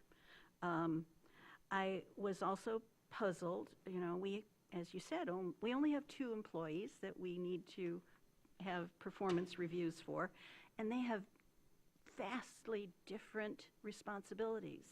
One has a staff of 150 plus, one has a staff of 1 or 2. Their day-to-day responsibilities are so different, and I find it puzzling that with that discrepancy that we are using the same set of questions and the same process, and it just seems disconnected from their actual job responsibilities. So I would be very much in favor of having separate performance review documentation and process for our 2 employees because they do such vastly different things. And then finally, I would echo what Lance had to say in terms of being sure that we have feedback from both of them appropriately in terms of how they're supporting the strategic plan and the OKRs. So if that is baked into their employment contracts, great. But if it isn't, I'd like to see it as part of the review process. That's where we do have the opportunity for the themes to be presented and asked for from the facilitator. As far as your question, though, about the process not being the same for both employees work with all the department heads at different points. All the employees are our employees as far as who gets interviewed. So what about the process, that part of the process, would you see differently? Well, I think primarily, as I mentioned, the supervisory issue. I think that in terms of number of direct reports, I know that our city manager has been looking at possibilities for reorganization of reporting relationships, and that's not an issue that applies to our city attorney at all. Well, the questions have tended to be, and this would be considered through here, and questions about relationship and direction and things of that sort. So what tends to happen with those questions is they're not specifically, how often do you report into the city manager? How often do you meet with? They are more on the themes of communication, accomplishing tasks, on those themes, and that's what allows the interviewees to open up and have those, they're more open-ended. We don't ask, 30 direct questions about everybody's specific job performance. We keep them a little bit more broad. They don't have to be exactly the same unless that's in somebody's contract, nor I've had it in different years where they're not exactly the same. I think but they're definitely purposely left broader on the themes, which is why we use that phrase in the request, so that it would help to elicit responses that give us some insight into the relationships that our employees have with the department heads as well as ourselves. And I'll just add, I do know that Ms. Ewing is intending on adjusting a bit with that feedback in mind, that the difference in the role between the city manager and the city attorney, there's some things that you'd want to know the same, similar type themes, and there'd be some that would be very different because of our very different scope. And I know that that's her intention, and as commissioners submit the themes that you'd like to see, that's her obligation to incorporate that into the process. As she sees those themes, like common requests for those themes or highlights. Go ahead, Heather. So would it be appropriate, for example, for Lauren to answer questions like, how many cases did you cover this year? What were the outcomes of those cases? I mean, not getting specific, what did you learn? How could the commission be more helpful? I mean, to be like a little more specific about what actually happens in the city attorney's office, because there's not a lot in the performance evaluations that I've seen in the last 2 years that had anything like that. So that could go to the themes, to your point about when we have the personal statements, is what's your workload? It can get into that, a lot of those questions that the information you're looking for, that can be part of the one page. We all get the report from them every year. Which becomes a part of the public record. Right, exactly. And so that can be covered in that as well. I think the goal of the the interview portion that the facilitator does, in this case Becky Ewing, is to kind of dig in a little bit more on those relationships and how they're communicating and how we're feeling about that feedback, not to have us ask how many cases did Lauren have and have the facilitator answer for us. This isn't, because it's not a back and forth. So that's where the themes would get integrated into the questions that are asked and the one sheets and the statements that we get from them as part of the prep work. I guess we'll see how it goes. Okay, well, let me ask this, as you guys both have participated last year, the questions that were asked as the broader ended, what would you have changed? What would you like to have seen changed about those? I can't even remember the full list of questions from last year, but in my experience with performance reviews, the more closely you can align the review process and the areas of evaluation with the specific job performance expectations, the more we're going to learn on both the employee and the employer side. It's just a more productive process than it is to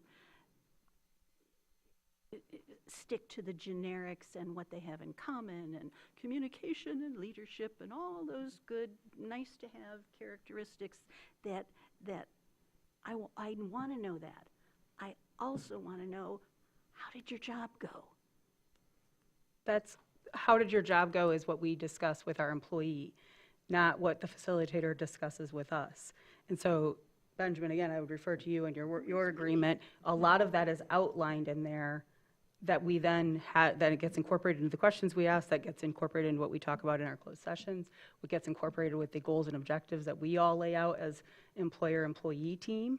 But that's not all just from the questions that come from the facilitator to us. It's all informs those conversations. So Yeah, and I did, just if this is helpful, I'm pulling up my employment agreement, which states that, give me 1 second. Almost there.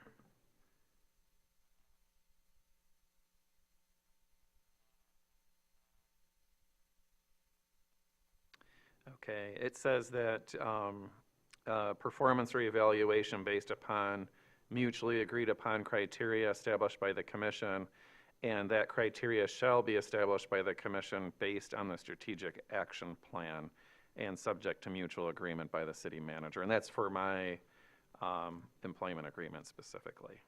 Thank you for that. Does it address, being reviewed in terms of specific responsibilities within your job description also? No, but I mean, that's something that I would absolutely agree to. Yeah, well, I mean, who it makes wouldn't? total sense to me. Who Yeah, wouldn't? right. And that goes into some of the periodic reviews we had before we hired Benjamin full out. And all of those have been informing the other questions, the conversations, what's in the contract, and where the facilitator is moving us to as well, based on our feedback in those sessions, as well as Benjamin's conversations, what he's asked us for, and what we're looking for, as well as now the specific strategic plan and other items that have been more solidified since the contract. And I Go do have ahead, a Lance. point of clarification. So it looks like we're approving tonight is the evaluation process, not the actual evaluation, right? It hasn't been done yet, and I was reading through this several times. It also includes copies of both employment agreements, so I would hope that the commission would read that, align that on our own as well. So even if a question might not get asked, doesn't mean we can't ask it in the public forum when it comes time. Just a thought there as well. And the facilitator also has those documents too to base some Exactly. of it. Go ahead, Heather. I just want to support Jackie's item number 1 about keeping the DDA and the TLCP TCLP, we can do that. every year. Okay, we can definitely change that. That's no problem.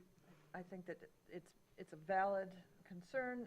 It's only 2 departments, but we talk about them all the time, particularly the DEA, and so I think that getting them in every year is important. Is that, yeah, that's Absolutely. agreeable to Yeah. us, so we would do this as amended and include that. That's absolutely fine. I'll do Ken and then Lance. Well, I'm just curious about, So I wasn't here for the evaluation process previously, and now with this new process, we've changed these things as far as the light and power and the DDA directors being involved in the process, and then the removal of anyone that might be subject to disciplinary process. And I just kind of jotted down some thoughts on that. And are we excluding department heads under disciplinary action for both the city manager and the city attorney, or just one or the other? What is the duration of the action time that they will not be providing feedback? So if a head is late for a meeting or work, and I don't know about discipline for everybody in this building and how they receive it and what that looks like, but if something's in someone's file, is that you are subject to discipline for a period of 12, 24, 36 months? I'm sure department heads are a little bit different than like entry-level employees, but I'm just curious because it seems kind of vague. And discipline is private. How does that play into the effect of this process as far as the evaluator knows we're going to see these evaluations, and I'm just curious about what went into that decision to Sure. want to include that. Ken, and that came up during agenda review, so I'll have, Benjamin And speak to that. For the employees, all employees with the exception of the city attorney ultimately report to me. The department directors themselves, I am working on reorganization where some of them will report to the deputy city manager. But it strikes me as, well, first, to answer your question directly, a couple of them, it depends. The length of time that someone's under discipline depends on the employee. There's a lot of nuance. As far as the privacy of the employees, the packet, the report that the commission ultimately gets, wouldn't have the names of all the employees, because then someone could just deduce, oh, well, this department head isn't on there. They're clearly subject to disciplinary action. So the report will state that all department directors, and it will list them, except those who are subject to current disciplinary action, were included in this process. It will list the titles of who is eligible, but won't list the titles of who was determined ineligible because of disciplinary action.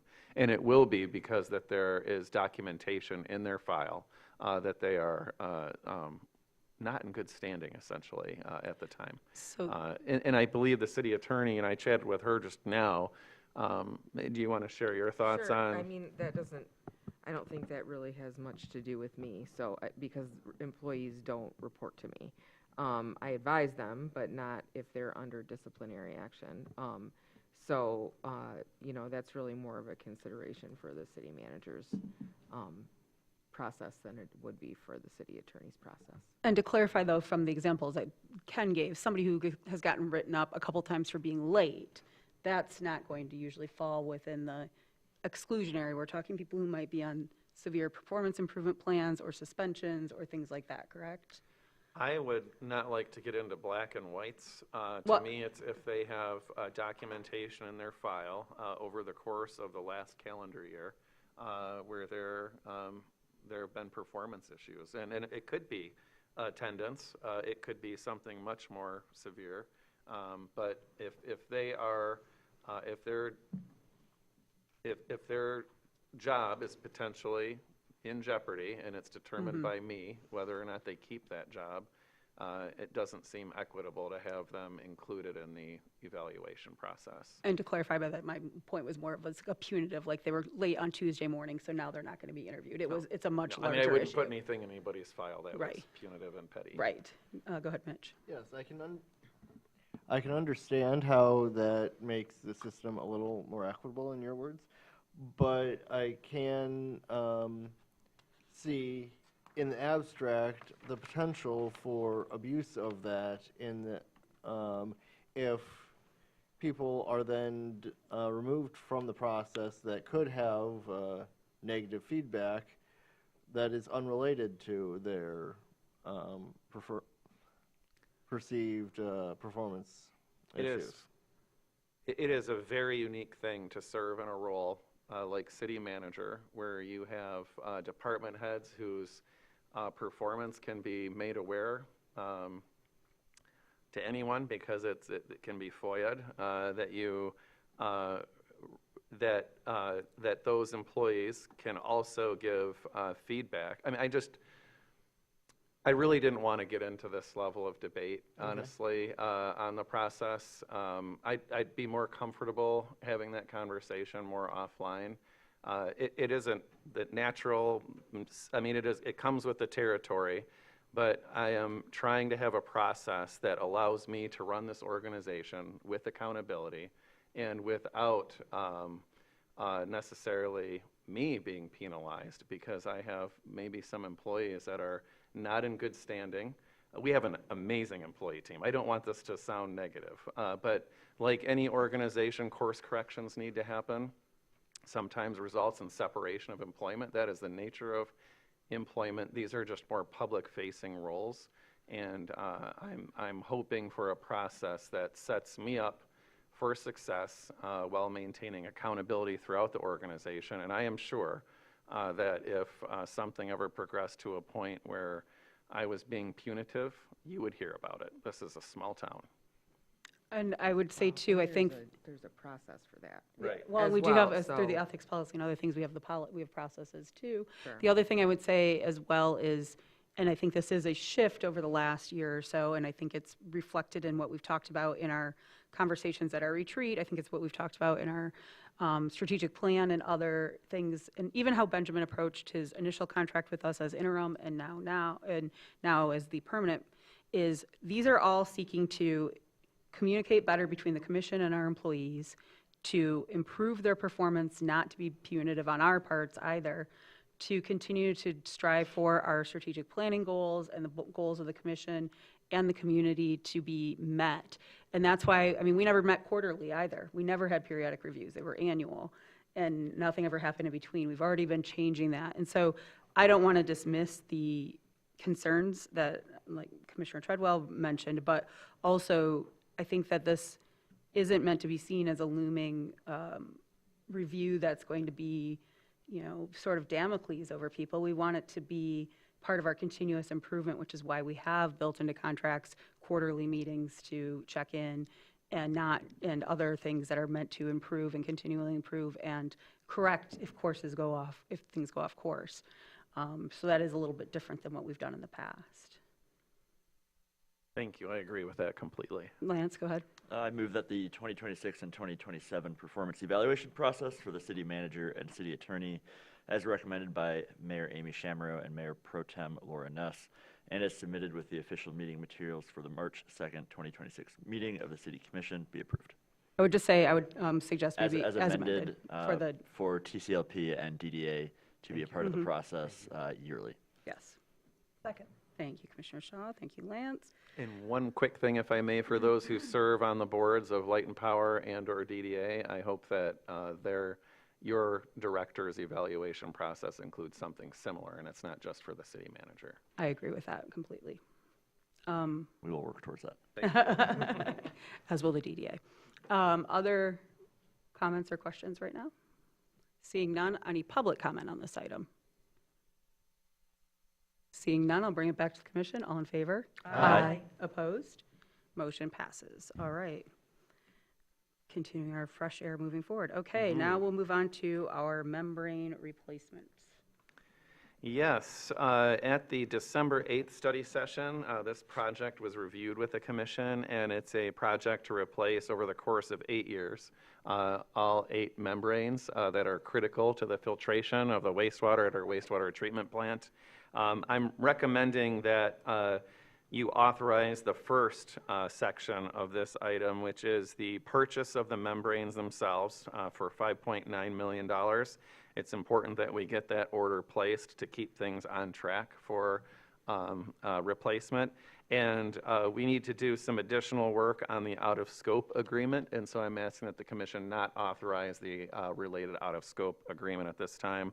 So it would just be the first paragraph of that recommended motion, which is for the purchase of the membranes themselves. Do we have other questions? Go ahead, Ken. The out-of-scope things, why are we removing that?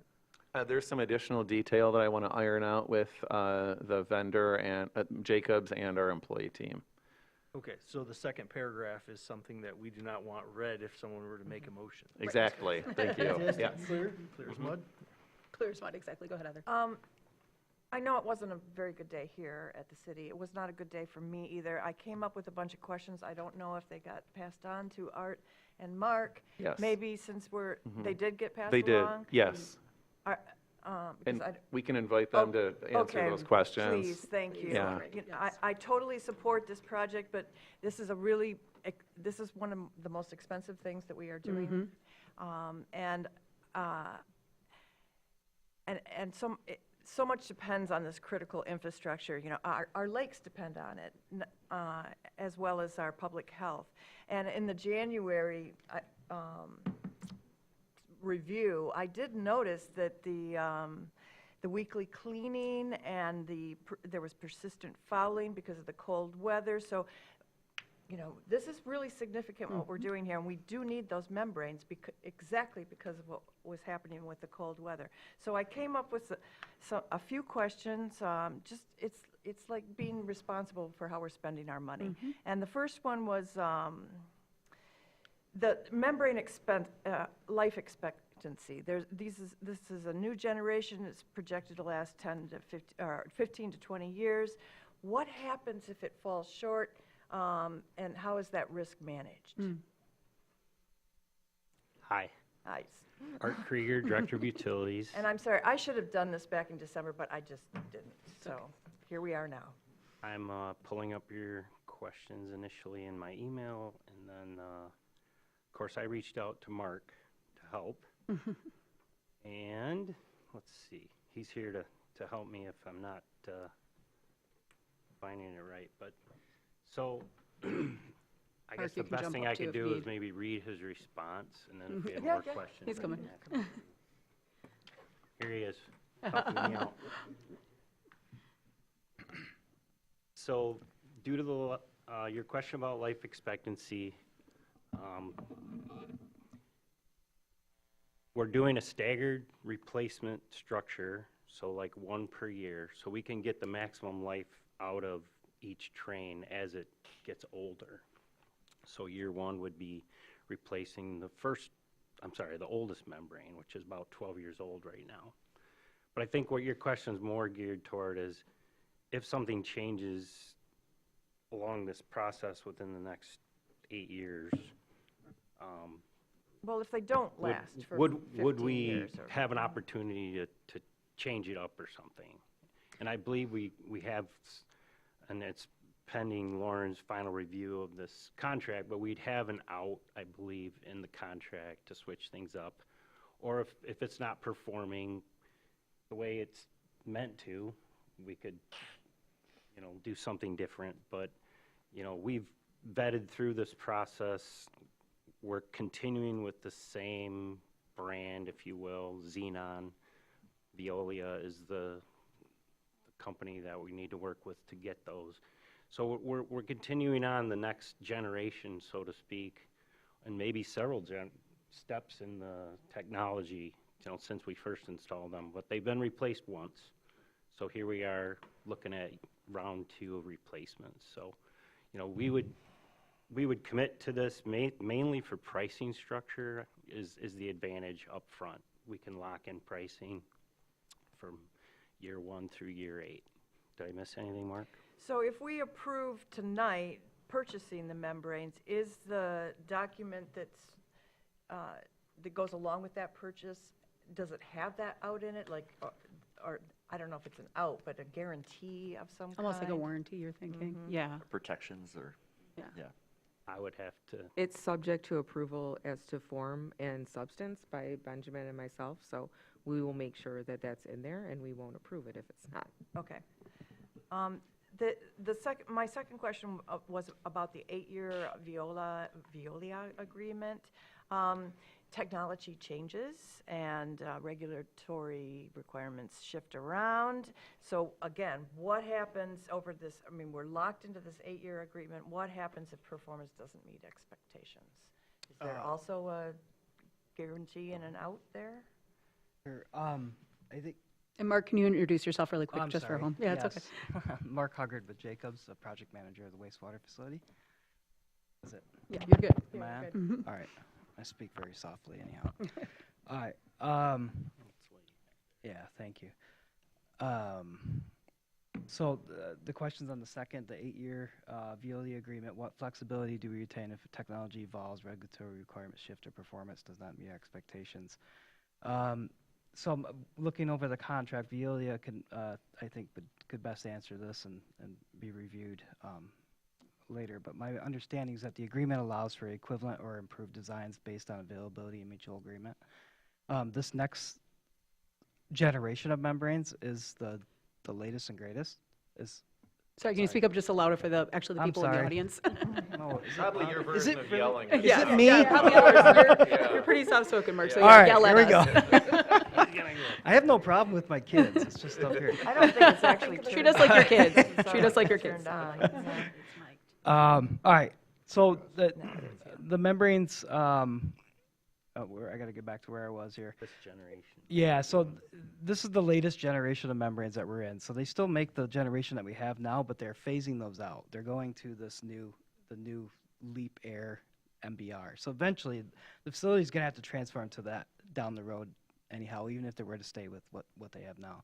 The actual cost of the membrane itself for the existing membranes is more for the membrane than it is for the new ones. The big cost adder to this project is converting the system to this Leap technology. That's the scour air blowers, That's the right? scour Yeah. air, yes. Now, is this part of the out-of-scope thing that we're not going to be approving tonight, or is this the first? We're this just is talking about the purchase of membranes, Yeah, the just purchase of the membranes. membranes. So Okay. So the membranes we've had a lot of history with the membranes. It's still the same, kind of the same makeup. They have more surface area than the previous versions, so you can do a little more with less membranes. But we have a long history with these membranes, and our last membrane replacement, our longest membrane was in for 16 years. It was due, it was shot, but we got 16 years out of it, and that was one of the benefits of how we staggered this. When we first did this, the first membranes were installed all as one, all together in 2004.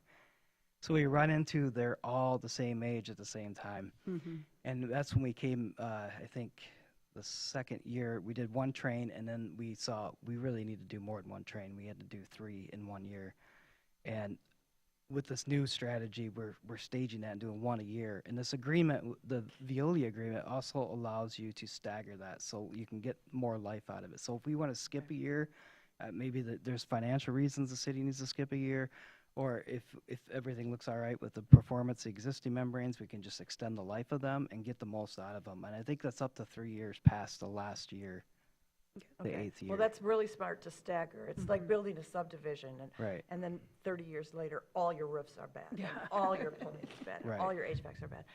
And I hope we don't have to leave a membrane in there until it's like totally shot anymore. That would be good, so that we're not getting the problems that we have, like this winter. Now you've got the LEAP investment, which has to do with energy costs, and how are you measuring the savings in this? We measure, so we look at kilowatt hours per million gallons, and that's a good way to measure performance of a wastewater treatment facility. It's specific to that facility, so you can't take the kilowatt hours per million gallons for our plant and compare it to another one, because there's just too many different variables and size, capacity, type of treatment, all that. But comparing that year over year for one specific facility such as ours is how we can see that over time and how we're doing.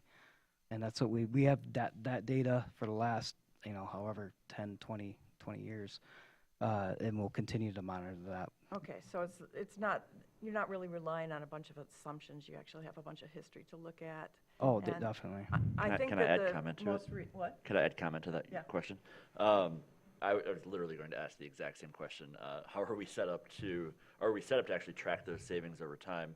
And then one thought that I had was, seeing something like that added to maybe our sustainability dashboard that our OKRs now outline, right? so that we could maybe reference that and we could say like, hey, like this is how much money we've actually saved, or how much energy we've saved, or money and energy we've saved. Great. One last question, and it's probably not really for Art or Mark. Our township partners are covering 50% of, under the master plan agreement, master sewer plan agreement. And I just want to make sure that that cost allocation is actually reflecting how much loading is going on. And I'd appreciate some clarity on whether this program will require sewer rate increases in the near future, or even, in a year or two. Sure. And, do we need to reallocate something because of the difference between what the city is requiring and what our partners are requiring? Okay, I can answer your questions. The 50% is a calculated, shared, based on flow. So each year, the flows from the townships are all added up. The cities is what's left from the total. And so that percentage is a calculated amount based on flow.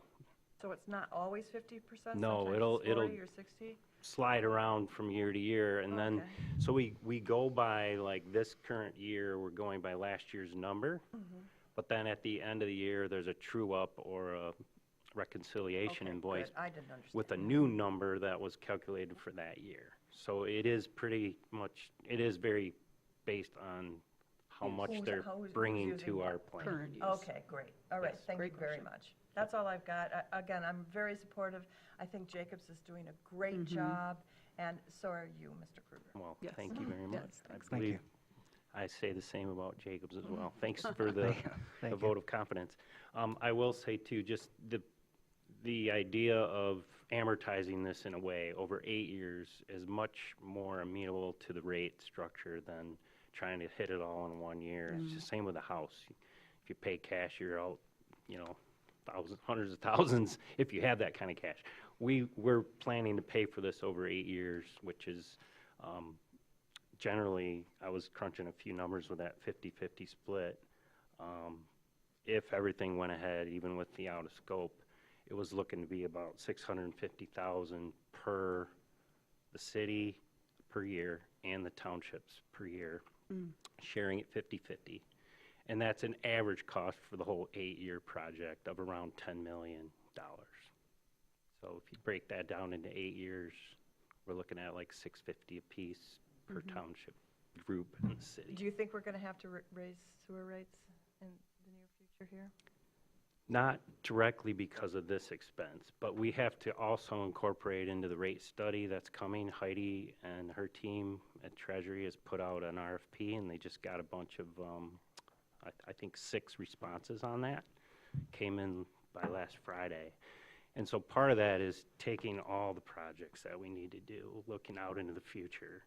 And this is just going to be one component of it, but this by itself directly wouldn't be like a reason to have to crank the rates up. Again, thank you very much. Sure, we Lance. are. Oh, no. I thought you had your hand up. Go ahead. Yeah, we are in an inflationary period, so costs continue to increase, and rates eventually will have to catch up with that.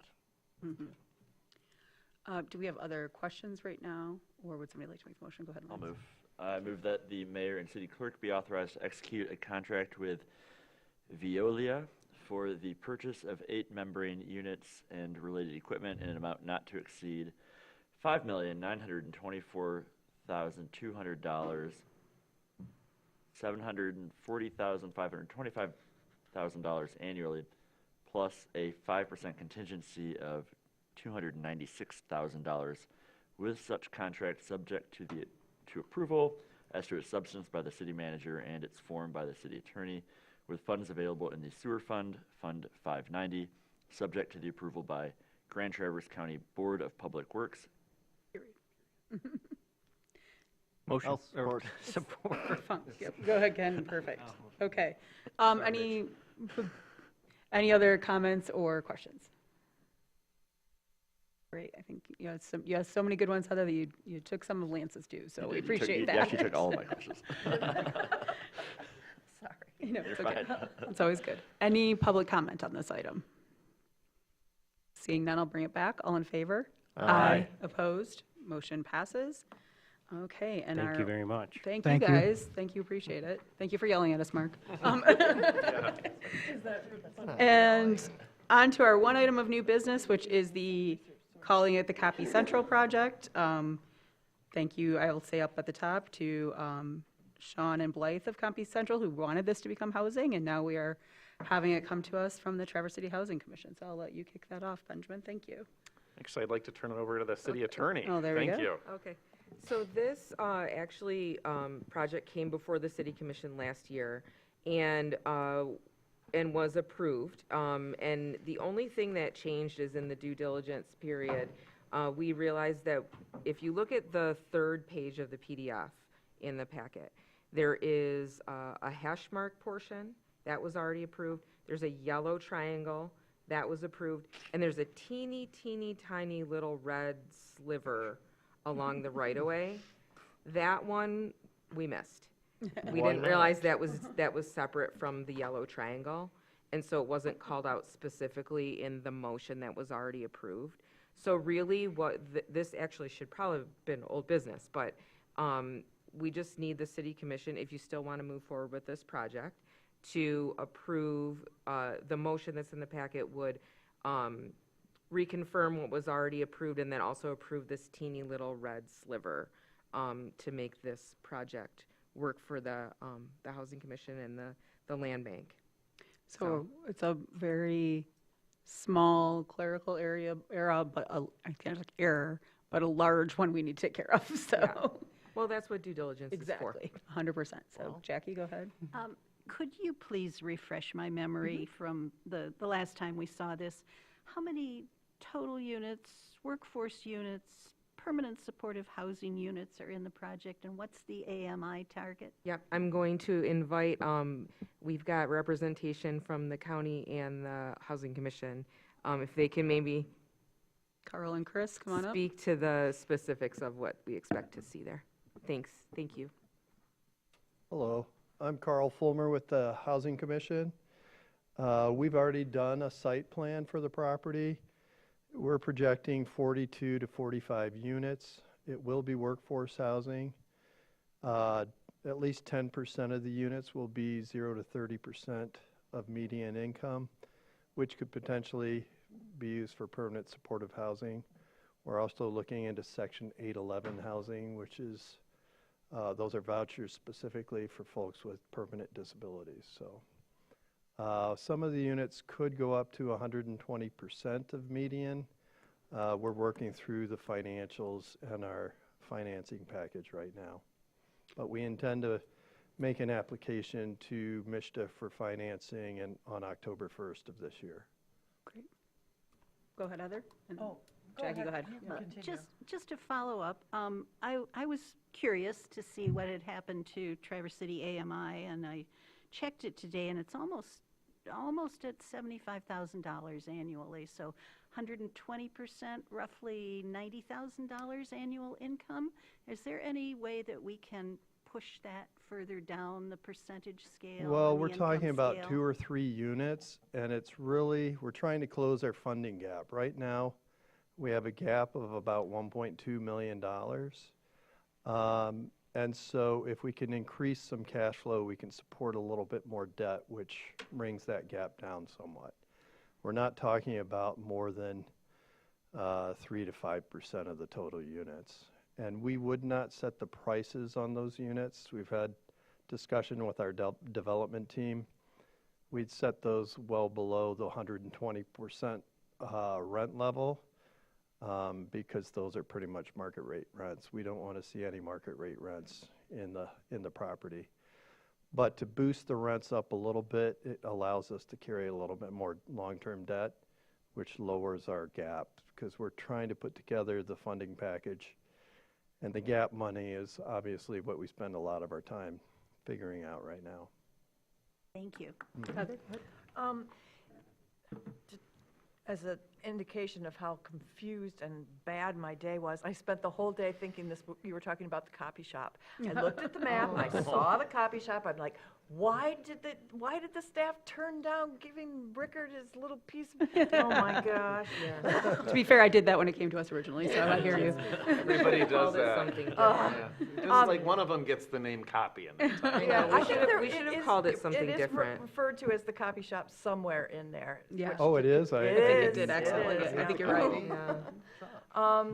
We So, actually call it City View. We've stopped referring to it as is copy that shop. Copy clear. Central? Okay, we'll try So that. I just have a couple of, you say you've got a site plan. We have so many problems, so many complaints about Lake Street. There's no sidewalk. We have cars speeding down there. It's a dusty mess. I'd just like to make sure that you're really thinking about that. You're thinking about where, hopefully you're not sending any parking in off Lake Street, that it's coming in on 8th. You have some plan for like not making left-hand turns out of there, and those are my big concerns. Or there maybe you're giving an easement for, at least we have a little bit of sidewalk there. So maybe if McGough's transitions someplace else, we can complete the sidewalk. That's a tough street. Well, if I had my druthers, we'd master plan the whole strip of old railroad right-of-way, but no, we're working with the planning department and planning staff with the city to figure out what would be best.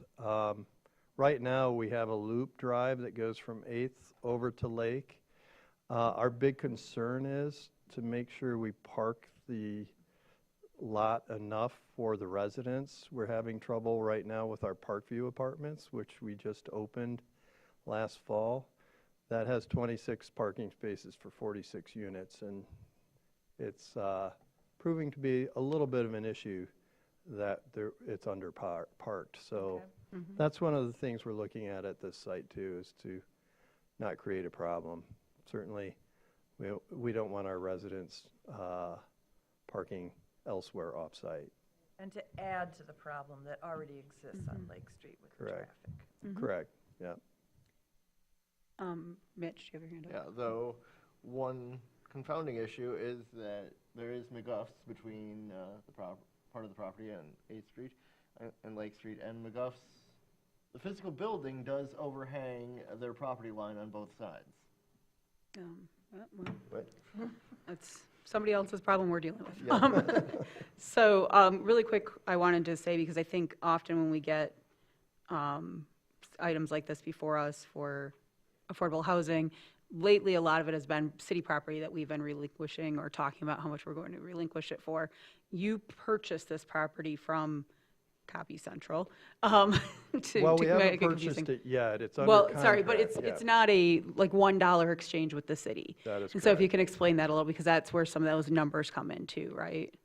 Of what you're trying to make up for and how you're to develop it and, No, and we- the costs. We're paying market value for the Copy Central parcel. And the reason we were drawn to Copy Central is because of public properties that surround it. And to compile a larger lot that we could, really you can't fund through MISTA, the 9% tax credits. It's very difficult to fund less than 35 units. And so to get to a large enough parcel where we could provide the parking, put in the number of units that we thought was necessary, to pay full market value for a site in downtown Traverse City, it's cost restrictive for the workforce housing, and to provide the 0 to 30% units just can't be done. So this parcel is very attractive, obviously, to the Housing Commission because we can roll land that we don't have to pay market value for into the market rate purchase that we're making. So Thanks, I just wanted to refresh did that explain what you asked? I don't Yeah, know. I just wanted to refresh because it's been a while, even for me. I have sat up here for a while since we've had something that had a actual purchase involved in it. Usually it's been a kind of a, $1 for this or exchange for that. So go ahead, Heather. I have a question. I looked at the February meeting from last year, and it looked like you were looking at trying to get some property to the south to cover to add to your parking. Yeah, I Is think in gonna that work? meeting, we talked about potentially coming a little further south, 25 to 50 feet. That still may be necessary to put in we'd like to see one space per unit and not underpark the site. Okay. And So so that's that still might up be in the air. necessary. All right. Do we have more questions? Go ahead, Lance, or a motion? Just a motion. The sale ag- Oh, do you have a question? Yeah, I did. Oh, sorry, go ahead.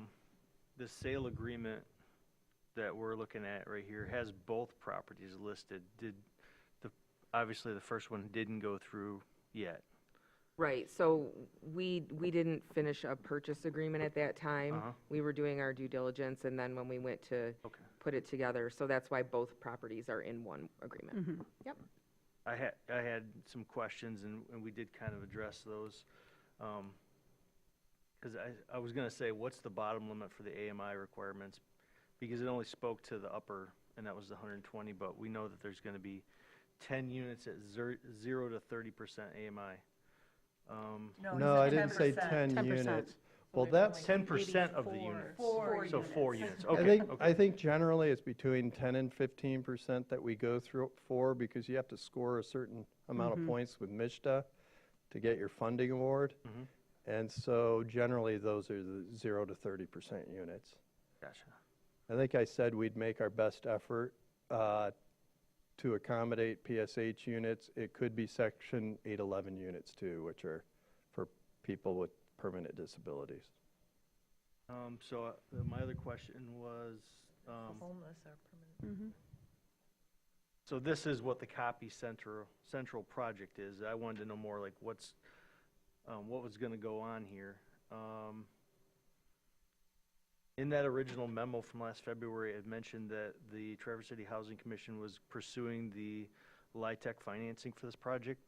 Is that still going, or was it? Yes, well, there is one complicating factor to this site, and that's consumers' energy. There's some high-powered lines that you can kind of see on the site plan or this map that Yeah. they run like this. And so right now, we're waiting for consumers. We did a site plan and the boundary survey and the topo. We provided that to consumers, so now they're coming up with a plan to reconfigure those lines to accommodate the building footprint and the drives and the parking. And we expect a response from them March 15th. Their initial response was they could do it, but it was going to be expensive. So that's another part of our capital stack, is looking for funding. We think we have good resources to pay for the relocation of the power lines.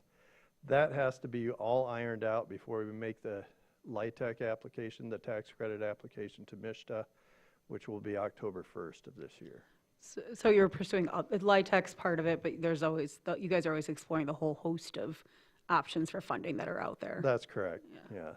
And that includes home funds through the state, CDBG monies, brownfield funds through the county brownfield authority, things like that.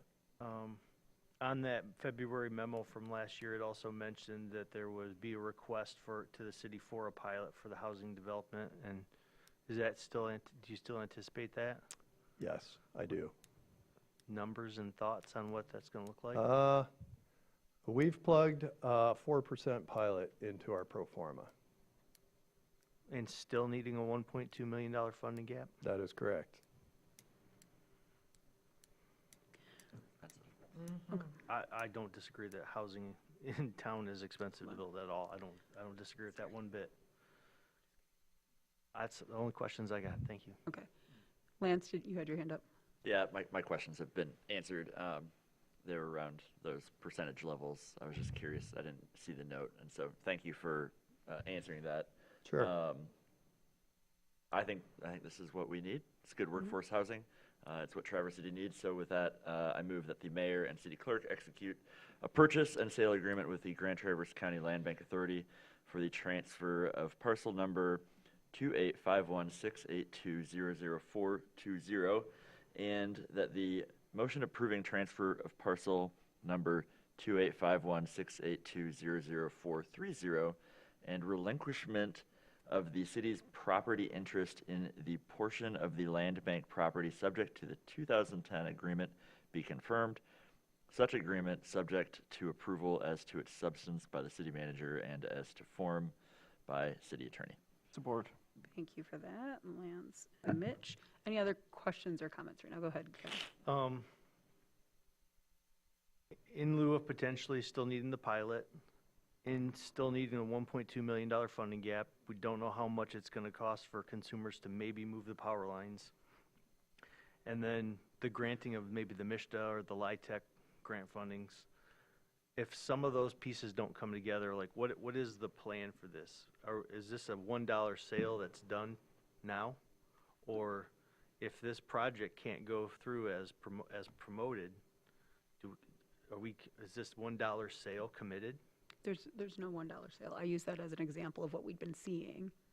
It says $1. Or $1 for our, sorry, for For our the tiny two portion, triangles. for our little triangles. Our 2 triangles. Yeah, but there's a much bigger parcel that's part of it too, yeah. Don't disagree with that at all. And the sale of our property has that contingency. Yeah.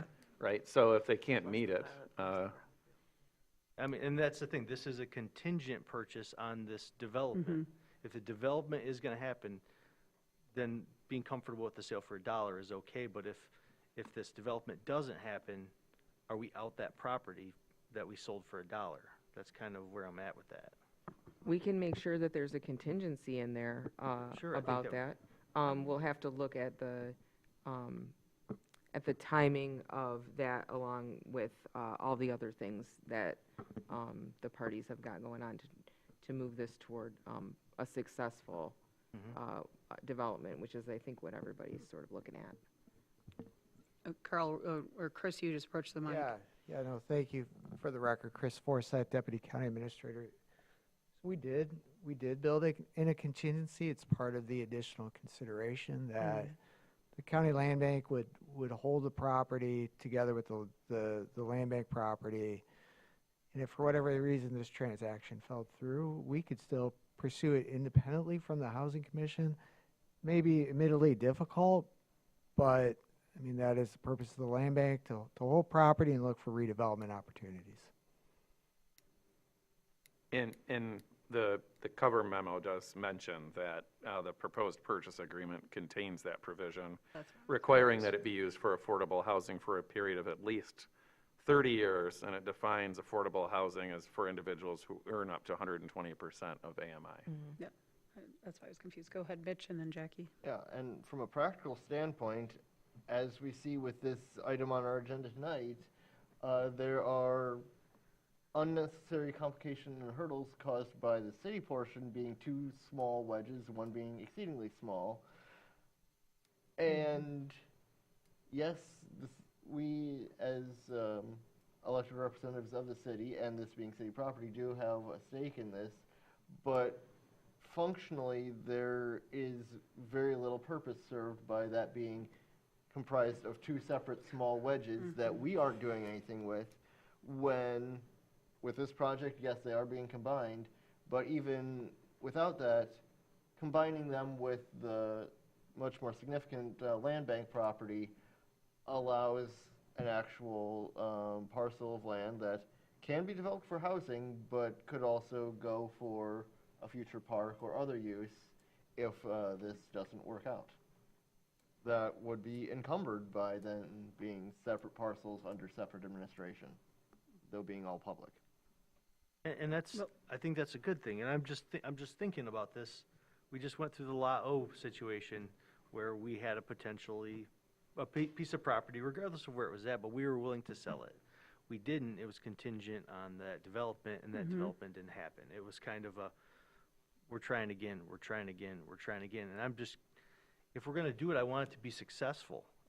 You know, and I feel good about putting support behind stuff, even though we're looking at spending money on a lot of different things, big capital infrastructure projects, but, you know, there's a lot of partners participating in this, and I'm happy about that. So, particularly the county land bank and the housing commission, but I'm just like thinking about our due diligence on this. If I don't want to just give this away for $1 and then we can't get it back if this doesn't happen. That's all I'm thinking about. It has that 120, that affordable housing component that requires that. So it has the affordable housing component that's required for it to actually be completed too. Okay. So, Jackie, you had your hand up. I did. I just thought as long as we're talking about the city's skin in the game, I might mention, please tell me if I'm wrong, but there's a $24,600 value on the MDOT easement that we are forgiving the cost of.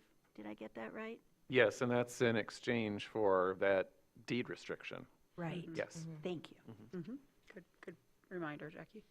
Other questions right now or comments? Okay, seeing none. Opening up any public comment on this item. Okay, seeing none, I'll bring it back. All in favor? Aye. Opposed? Motion passes. Okay, so that completes our agenda. We have no appointments, so I'll move down. Does anybody have any reports or correspondence from their respective boards? Not tonight. Okay, I'll just from DDA, unfortunately I had to miss the last meeting because I was at a funeral, but we do have that ad hoc on Wednesday for the TIF plan. I know there's a lot of people who think a lot about it, so I hope people will show up and give feedback. So with that, last public comment, final public comment. Anybody have any? Can be about anything under the sun. As long as you keep it to 3 minutes. Justin Reed, Traverse City resident. My public comment has to deal with the Parks and Recs Joint Planning Commission. Well, both of them actually. Both Joint Planning and Recs. There's been some talk about the Red Drive, about the by North Ed and Greenspire. There's a trailhead over there that the township Joint Rec wants to go ahead and redevelop and everything. And one conversation did come up about a portion of the private road between where the barns are at and the North Ed parking lot is at. There's a dirt road between those two places. And there's been an argument about how to proceed on trying to rectify that road is a dirt road, and improving it would cost extra amount of dollars because it's in through a swampland area. And I've got to say is that I've said this a couple of times, and this has been a couple of years ago, is I asked the township at one point in time, what is the responsibility, and the township said, well, we're not interested in roads. And that's fine. That's why we've got the County Road Commission. And, you know, if the County Road Commission is not going to take care of it, and let's say you go down that dirt road and you hit a pothole and you bust your tire, is the township going to pay to get your vehicle fixed? Instead of it being burdensome, there was a suggestion maybe make that into a non-motorized trail between the two. And that way the road would be closed and there wouldn't be a maintenance upkeep from the Joint Rec Authority to grade it and everything. There was a road that was Elmwood between 11th and down to Silver Lake Road, and that was the County Road Commission. The County Road Commission closed that portion because it was sinking through the swamp, and the County Road Commission did not have funding for it to keep it maintained. And so I'm hoping that, because if anything goes through the joint rec, is that has come back to the township and also to the city about any kind of approvals. Thank you. Thank you, Justin. Any other public comment at this time? Seeing none, I'll bring it back. Any final comments from commissioners? Seeing none, meeting adjourned. Thank you all for tonight, and I see a couple people waiting for signatures, so please come get them from us. You guys were champs. Botanical garden? No, this starts up on M72 above.